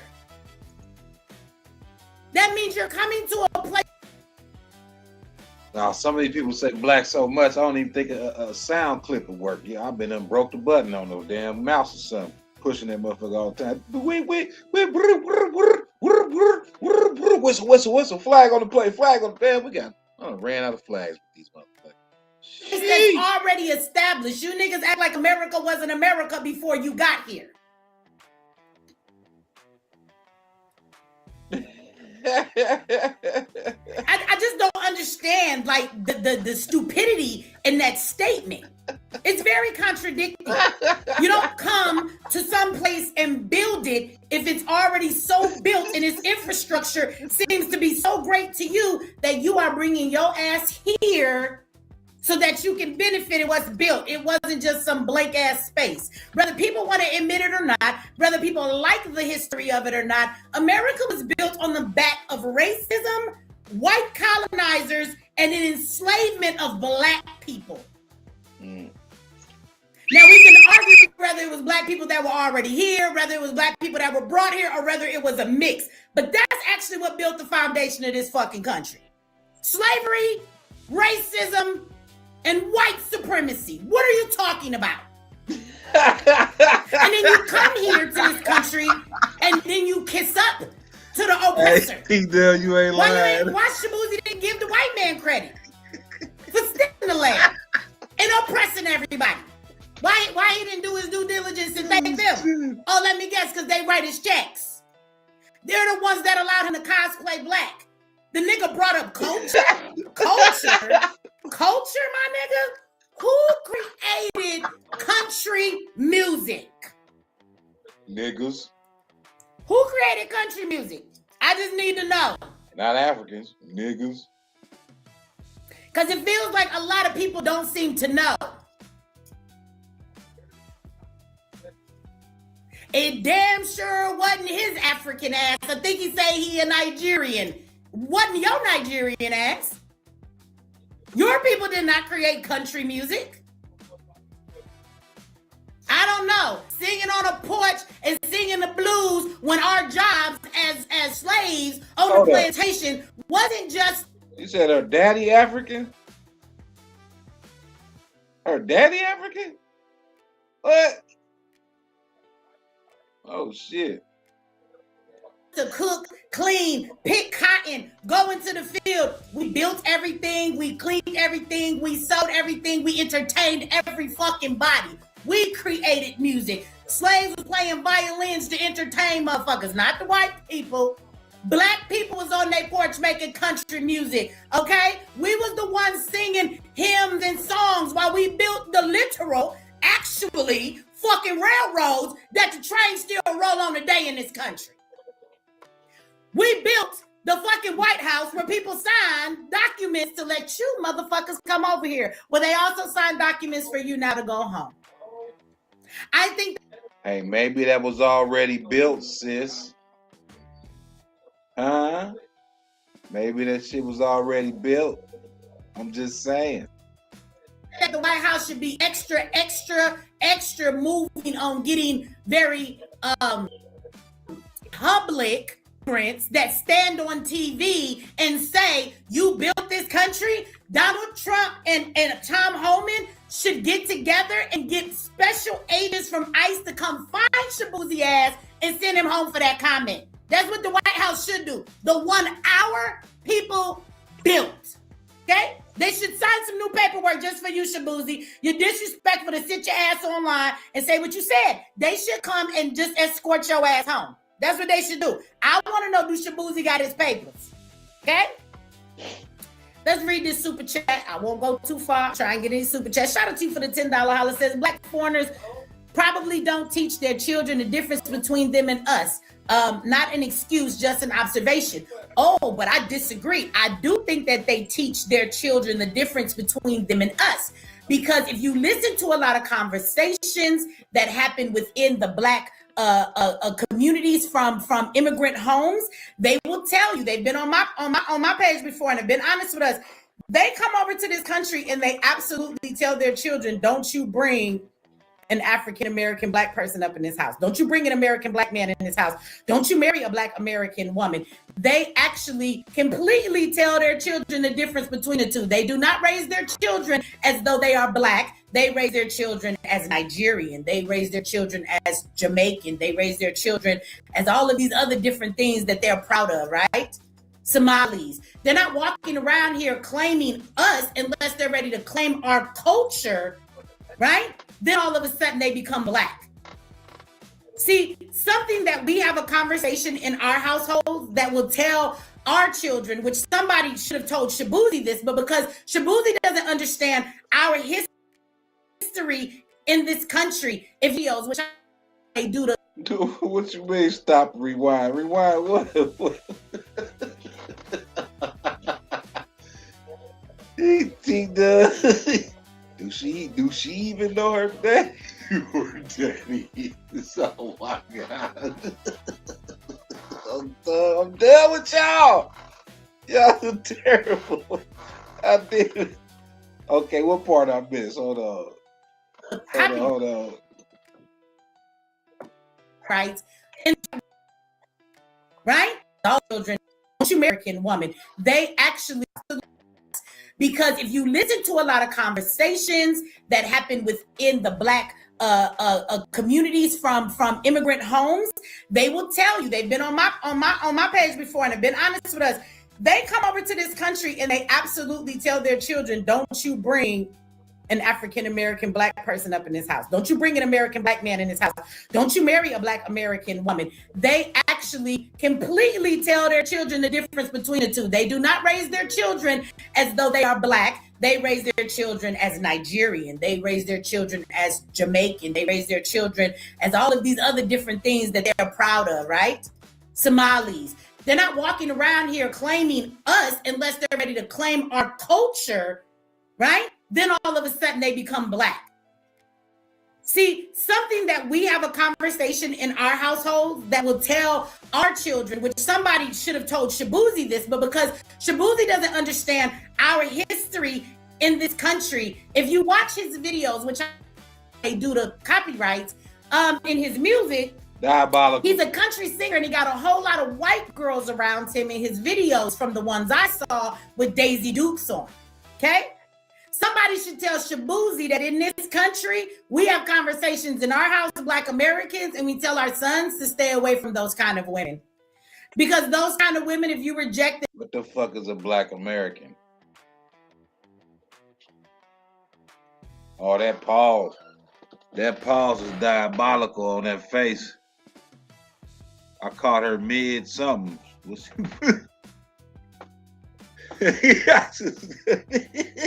And they can lie on you and it'll take your life away. You'll be in prison for 25 years. You never even touched a girl. Or you decide not to call her back and she feels used. So now she screams, yeah, I heard I've been this and that. And next thing you know, you in jail. We have seen the story happen time and time again. See, we have those conversations with our children. And while we're having those conversations and telling our children how to be a certain way when you're approached by the police, how to deal with these other certain women when you come about them, and how to conduct yourself in this country because of what stuff we'll face, you know what black immigrant families come over here and do? They teach their kids to stay away from us. They do.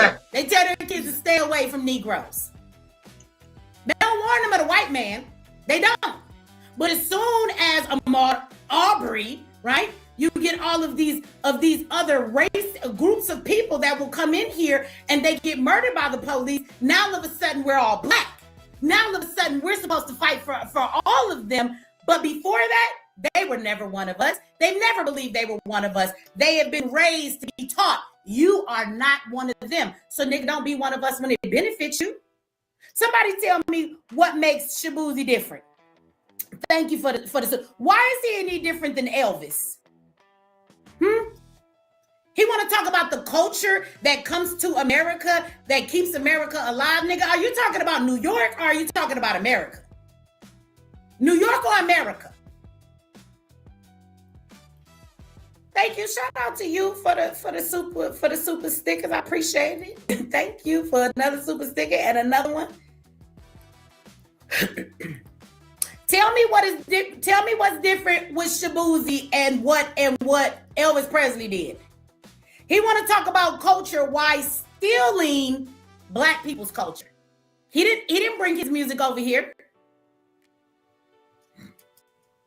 He didn't bring his music over here.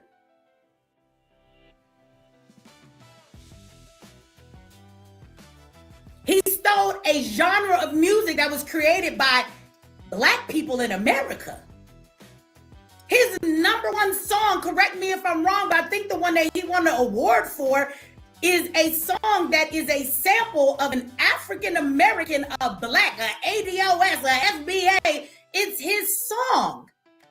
So not only did you steal the style of music, your most famous song is the song that you sampled and stole the beat and the music and most of the lyrics to another black man's song who's a black American.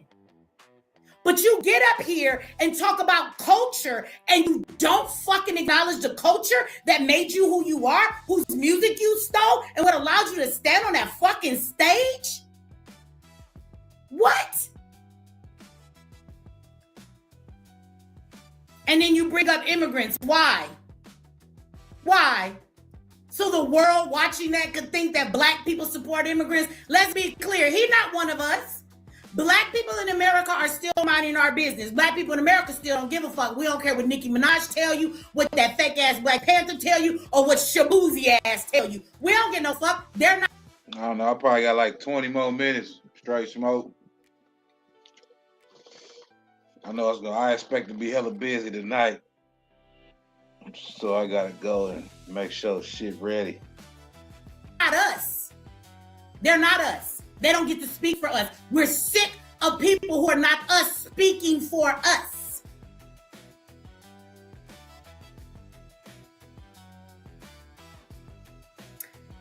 He gets up here, he makes his statements, and then he comes and he calls himself correcting that statement, and he makes it worse. He posts a comment online, something to the effects, I'm paraphrasing, but you get the point. The man says that he didn't mean to, misspeak or whatever, that he was trying to just, acknowledge, his parents and all the that they did, but you acknowledged your mom in the first part of the speech. You didn't have to say, and the last thing I want to say is immigrants built this country. You say this at a time like this? What? Where's ICE when you need them? Somebody, you have Shabuzi's address. Somebody find this nigga address because what's the ICE is. This is what I want to know. Where's ICE when you need them? This is what you stand on the stage and say. What's her real name? And then people want to say it's not the moment to say anything. He says he means to say that immigrants built this country and blacks too. Now listen to me here, y'all. You got to understand the psychology of people, how people think, how people talk, how they feel. Now when he says in his so-called apology, he says, I mean immigrants and black people built this country too. So what would that tell you? What can you read in between the lines? Y'all got to learn to read in between lines. What he's actually saying to you is once again showing you that he doesn't claim being us. Right. He ain't black. Right. That's what he's telling you. Because he represented on that stage for what? Immigrants. He's stating he's an immigrant. His family are immigrants. He didn't claim being black. And when he says, I meant to say immigrants and blacks too, if you're saying too, that means you're not including yourself as a black person. So you're saying you're not black. Okay, good. So stop cosplaying our culture, because we are. And for everybody who might want to jump on here and say, we're not black, that's the problem. No, we're not black. But you must understand, we live in America, okay? And in every country, people have names and labels and social constructs that they give to groups. We may not like it, but that was created out of slavery and everything the fuck else. And people want to use that label when it's convenient for them, but they don't want to use it when it's not convenient for them. This is the perfect example of the saying, everybody want to be black until it's time to really be black. But can we be real clear? This is why I don't understand the disrespect from these immigrants. And this is why I need black people. Fuck 2020 forever. For the rest of the breath in your body. My black people from the ancestry and lineage and the ADOS and your ancestors were slaves in this motherfucker. Don't do another thing for nobody. I mean that with my whole soul. Don't fight another. Wait a minute. Hold on. Is her stage name Michi Me? Or is it Michi X? Because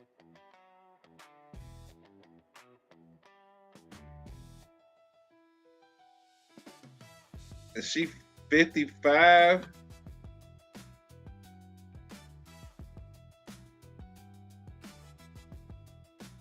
First Atlanta Cos Records, Canadian hip hop origin, Toronto, Ontario, Canada. Is a Canadian rapper and act. Man, this can't be the same person. Canadian rapper and actress, Canadia's first notable female MC. She is considered a national hip hop pioneer. Tell me Michi Me is not Michi X. Okay, two different people? All right. I was gonna say, she from Canada? Boy, I was about to go in. Battle, don't cry another fucking tear. Don't you fucking donate another thing. Don't you do nothing for nobody unless they're us. Okay, so that was the wrong name and shit. That was that Michelle Ann Camille McCulloch. That's the wrong name, man. Yeah. Stop using our energy for everybody else. Let me tell you why. I learned this a long time ago in the streets. But every time we fight for something, tell me when the fuck it ain't turned around and bit us in the ass. Who do you think made it possible for any immigrant that is in this country to be here? Who did that? Who did that? Who got fucked up? Died, went to jail, fighting for rights, and instead of just fighting for what we deserve, we so worried about everybody else and their rights. If it was not for us, Shabuzi, not a Nicki Minaj, not a motherfucking Somali, okay? None of them would have been here. Somebody said that's a myth. You're just a dumb motherfucker. That's not a myth. That's not a myth. That's not a myth. That's not a myth. You sound crazy as fuck. That's a myth. So all of these immigrants were in our country. There wasn't an actual law that was passed in civil rights that made it more easy for immigrants to come over in this country. You don't know your fucking history and you don't know laws, do you?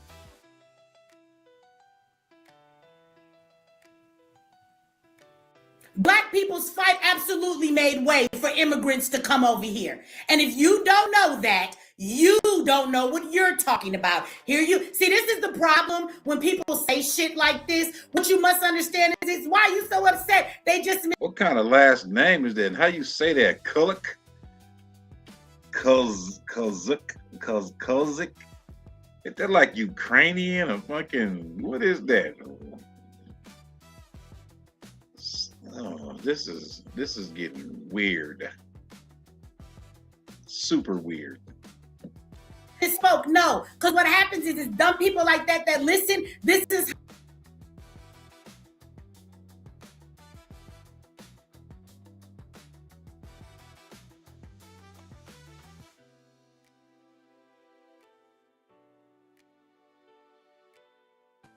See, I find it real offensive that where y'all come from, whether it's hell or high water, y'all like to keep your culture, what your food is, what your history is, what's happening in your country, where you come from, your religion, your bendies on your forehead, your motherfucking food, everything that you have, you like to preserve.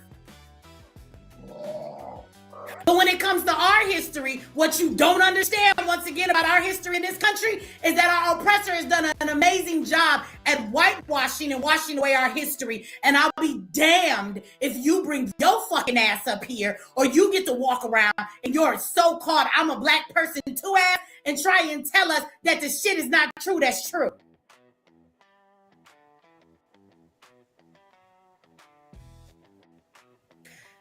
Immigrants wouldn't be in this country if it wasn't for black people.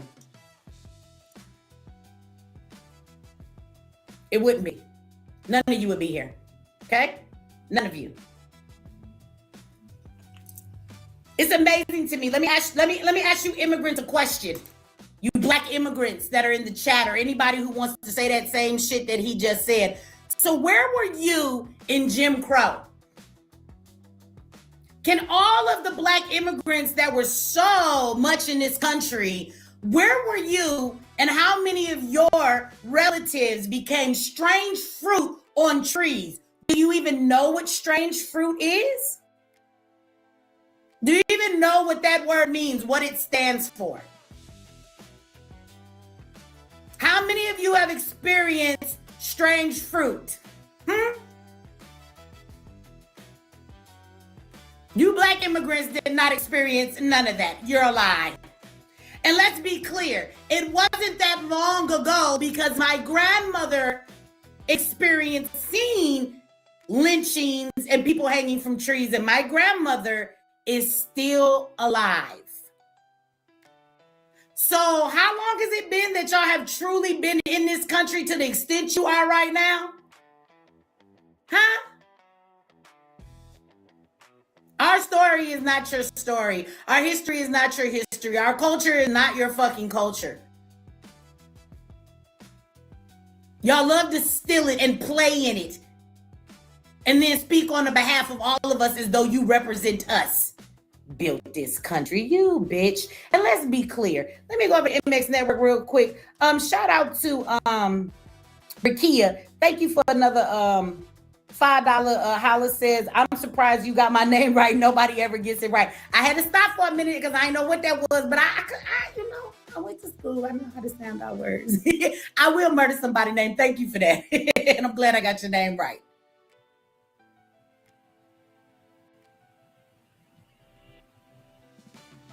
I find it amazing that people want to come over here and want to dismiss everything that black people have done. They come over here, they look down on us as though we are the ones that are lazy, that we are trash. So even when we talk about immigrants building this country, let's talk about how immigrants help to build some of the infrastructure. Okay, because you didn't build this country. A country is already set up by its constitutions, the way that it runs, its laws, its peoples, its culture, and everything else. That was here before you fucking got here, okay?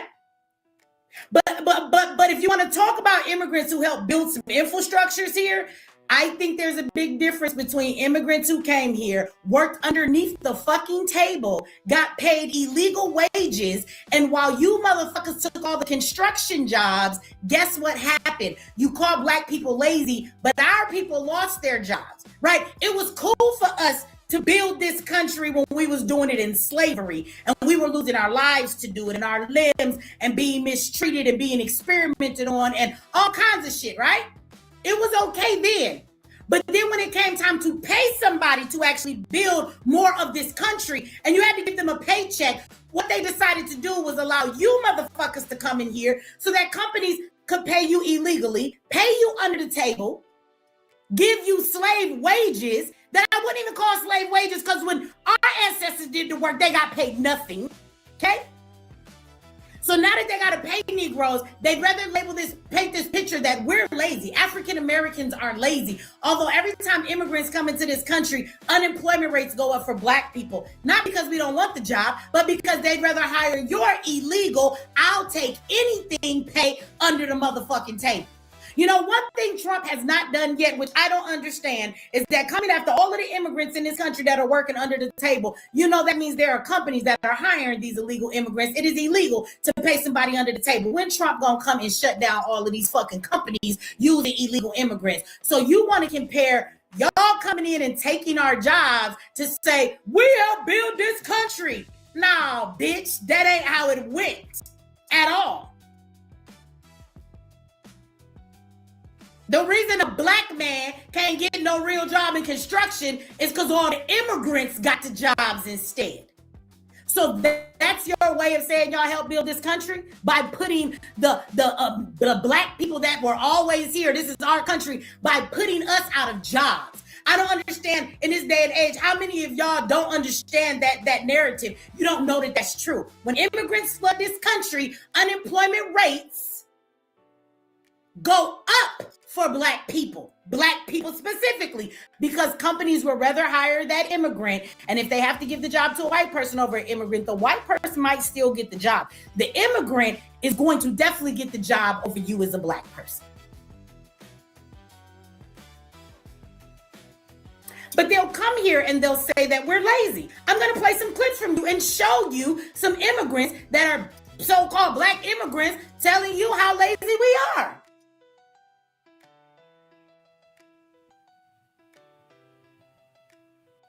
Shout out to you for the $5 holler. Somebody says, Black first, FBA has built this country. Our ancestors' blood, sweat, and tears designed this country, and these motherfuckers came after all this hard work was done. Absolutely, absolutely. And let's be clear. We're not going to talk about just the infrastructures or the buildings in this country. I'm gonna say it again, the very foundation. If your immigrant ass mama go to the doctor and she go get her a pap smear, or she goes to see her gynecologist, or any of you immigrant motherfuckers, right, that's over here, go and have a baby and birth your baby and go see your OBGYN, you can thank tortured black bodies for that. See, they learned how to deal with a woman's anatomy and her body, including even men in the healthcare system, because slave owners that were physicians would buy slaves just to experiment on them, torture them without any anesthesia. It's a whole book about it. You motherfuckers come over here and read the fine line on your goddamn green card or whatever the fuck you have. Go read that. Go educate yourself on our culture before you run your mouth. Because when I say we built this motherfucker, I'm not talking about the streets and the roads. I'm talking about that. I'm talking about everything. Everything. All the music, you not now, little crackerjack, boring ass white person built not a motherfucking genre of music. So when I tell you we built it, I ain't just... I might have to revisit this later.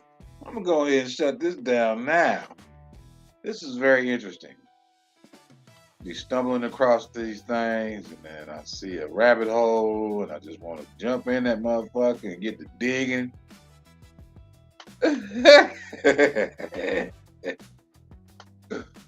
A meaty X. Damn, girl. Oh, shit. Well.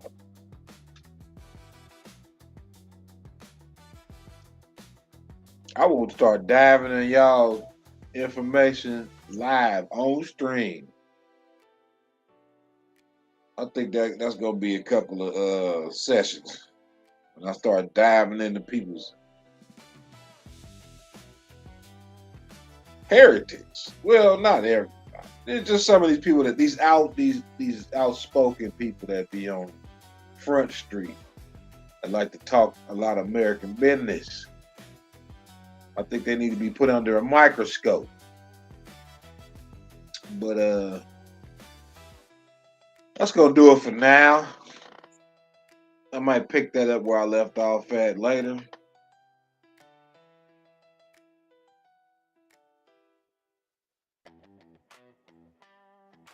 By the time I get up out of here,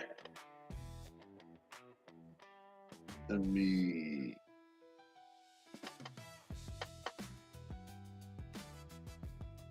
do this. Play me a couple jams before I get up out of here real quick.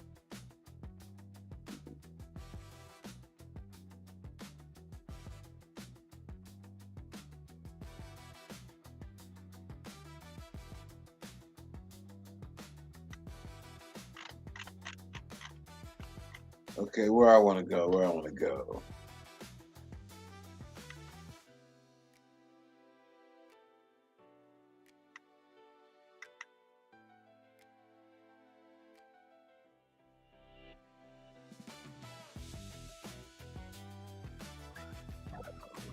You not him. You not him.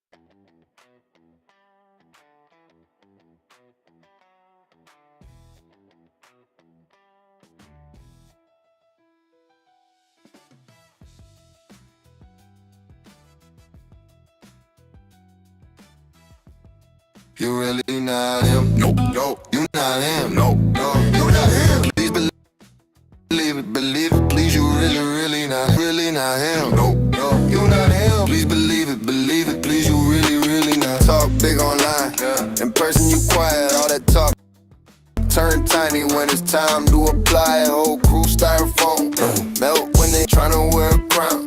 Can't even keep a bitch, crawling for a life that you can't afford.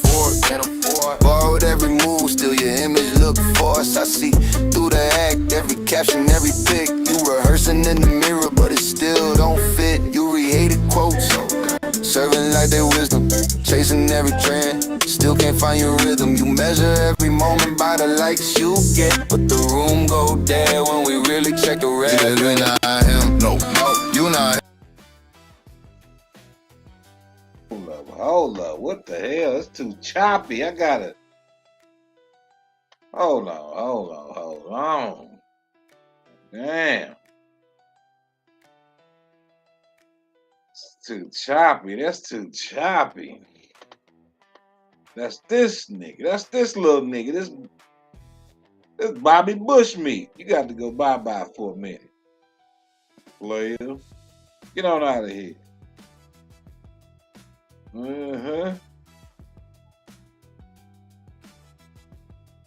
Run it back.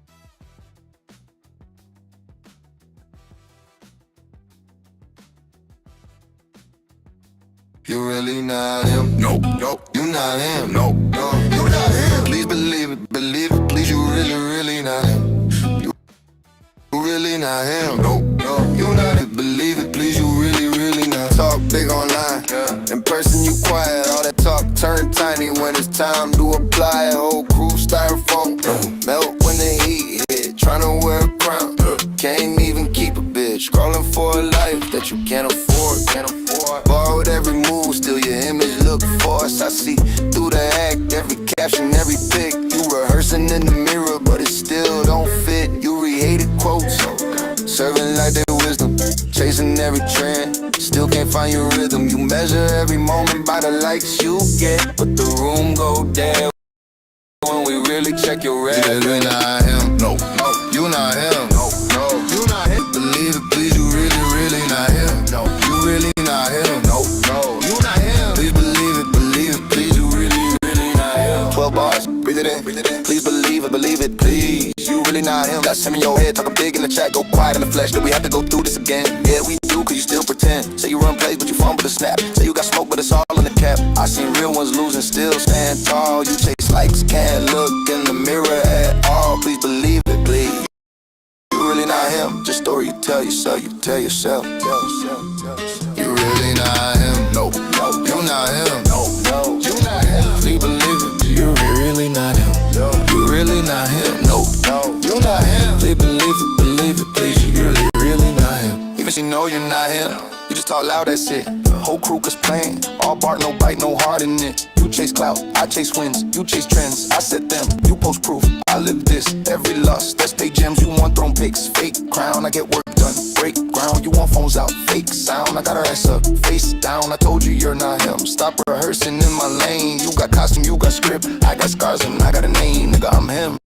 You really not him. No, no, you not him. Please believe it, please. You really not him. You really not him. No, you not him. Please believe it, please, you really not him. You really not him. No, you not him. No, you not him. Please believe it, please, you really not him. No, you really not him. No, you not him. Please believe it, please, you really not him. No, you not him.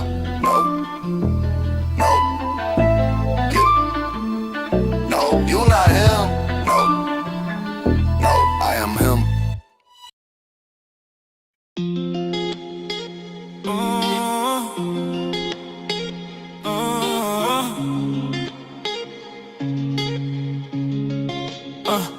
These niggas can't handle me.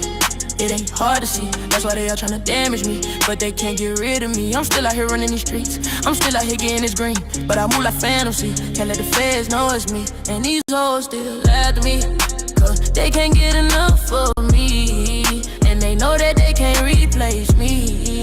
But you can't be my wifey. I just want you for one night. Get on your knees, let's have a good time. And after that, we say goodbye. They say that they can't handle me. These niggas can't handle me. I know you can't handle me. Baby, you can't handle me. You can't handle me. Niggas can't handle me. Niggas can't handle me. I know you can't handle me. I know you can't handle me. Baby, you can't handle me. You can't handle me, baby, it's the energy. And I don't give a fuck about you niggas that be envy me. And I ain't fucking with no bitches that be acting friendly. You can't get no Benz keys, you ain't my wifey. Just come and please me. And after that you gotta leave me. I'm outside, baby, so you know I gotta keep heat. One in the head, cause you know I gotta stay on beat. They try to bring me down, but I'm never falling off. I ain't never fall off, I ain't never falling off. Never fall off, I ain't never falling off. Never fall off, I ain't never falling off. Never fall off, I ain't never falling off. Never fall off, I ain't never falling off. Never fall off, I ain't never falling off. Never fall off, I ain't never falling off. They say that they can't handle me. These niggas can't handle me. I know you can't handle me. Baby, you can't handle me. Handle me, baby, you can't handle me.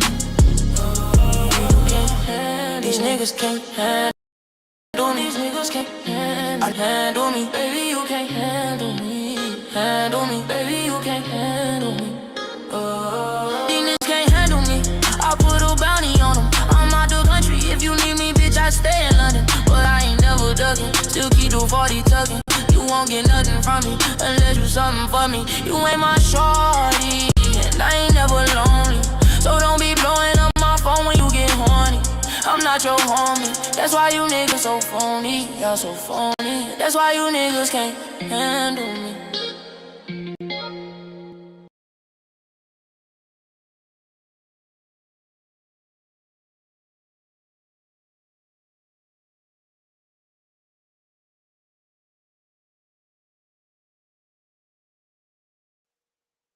Enjoy your afternoon and evening, ladies and gentlemen. Nagazilla out. Peace.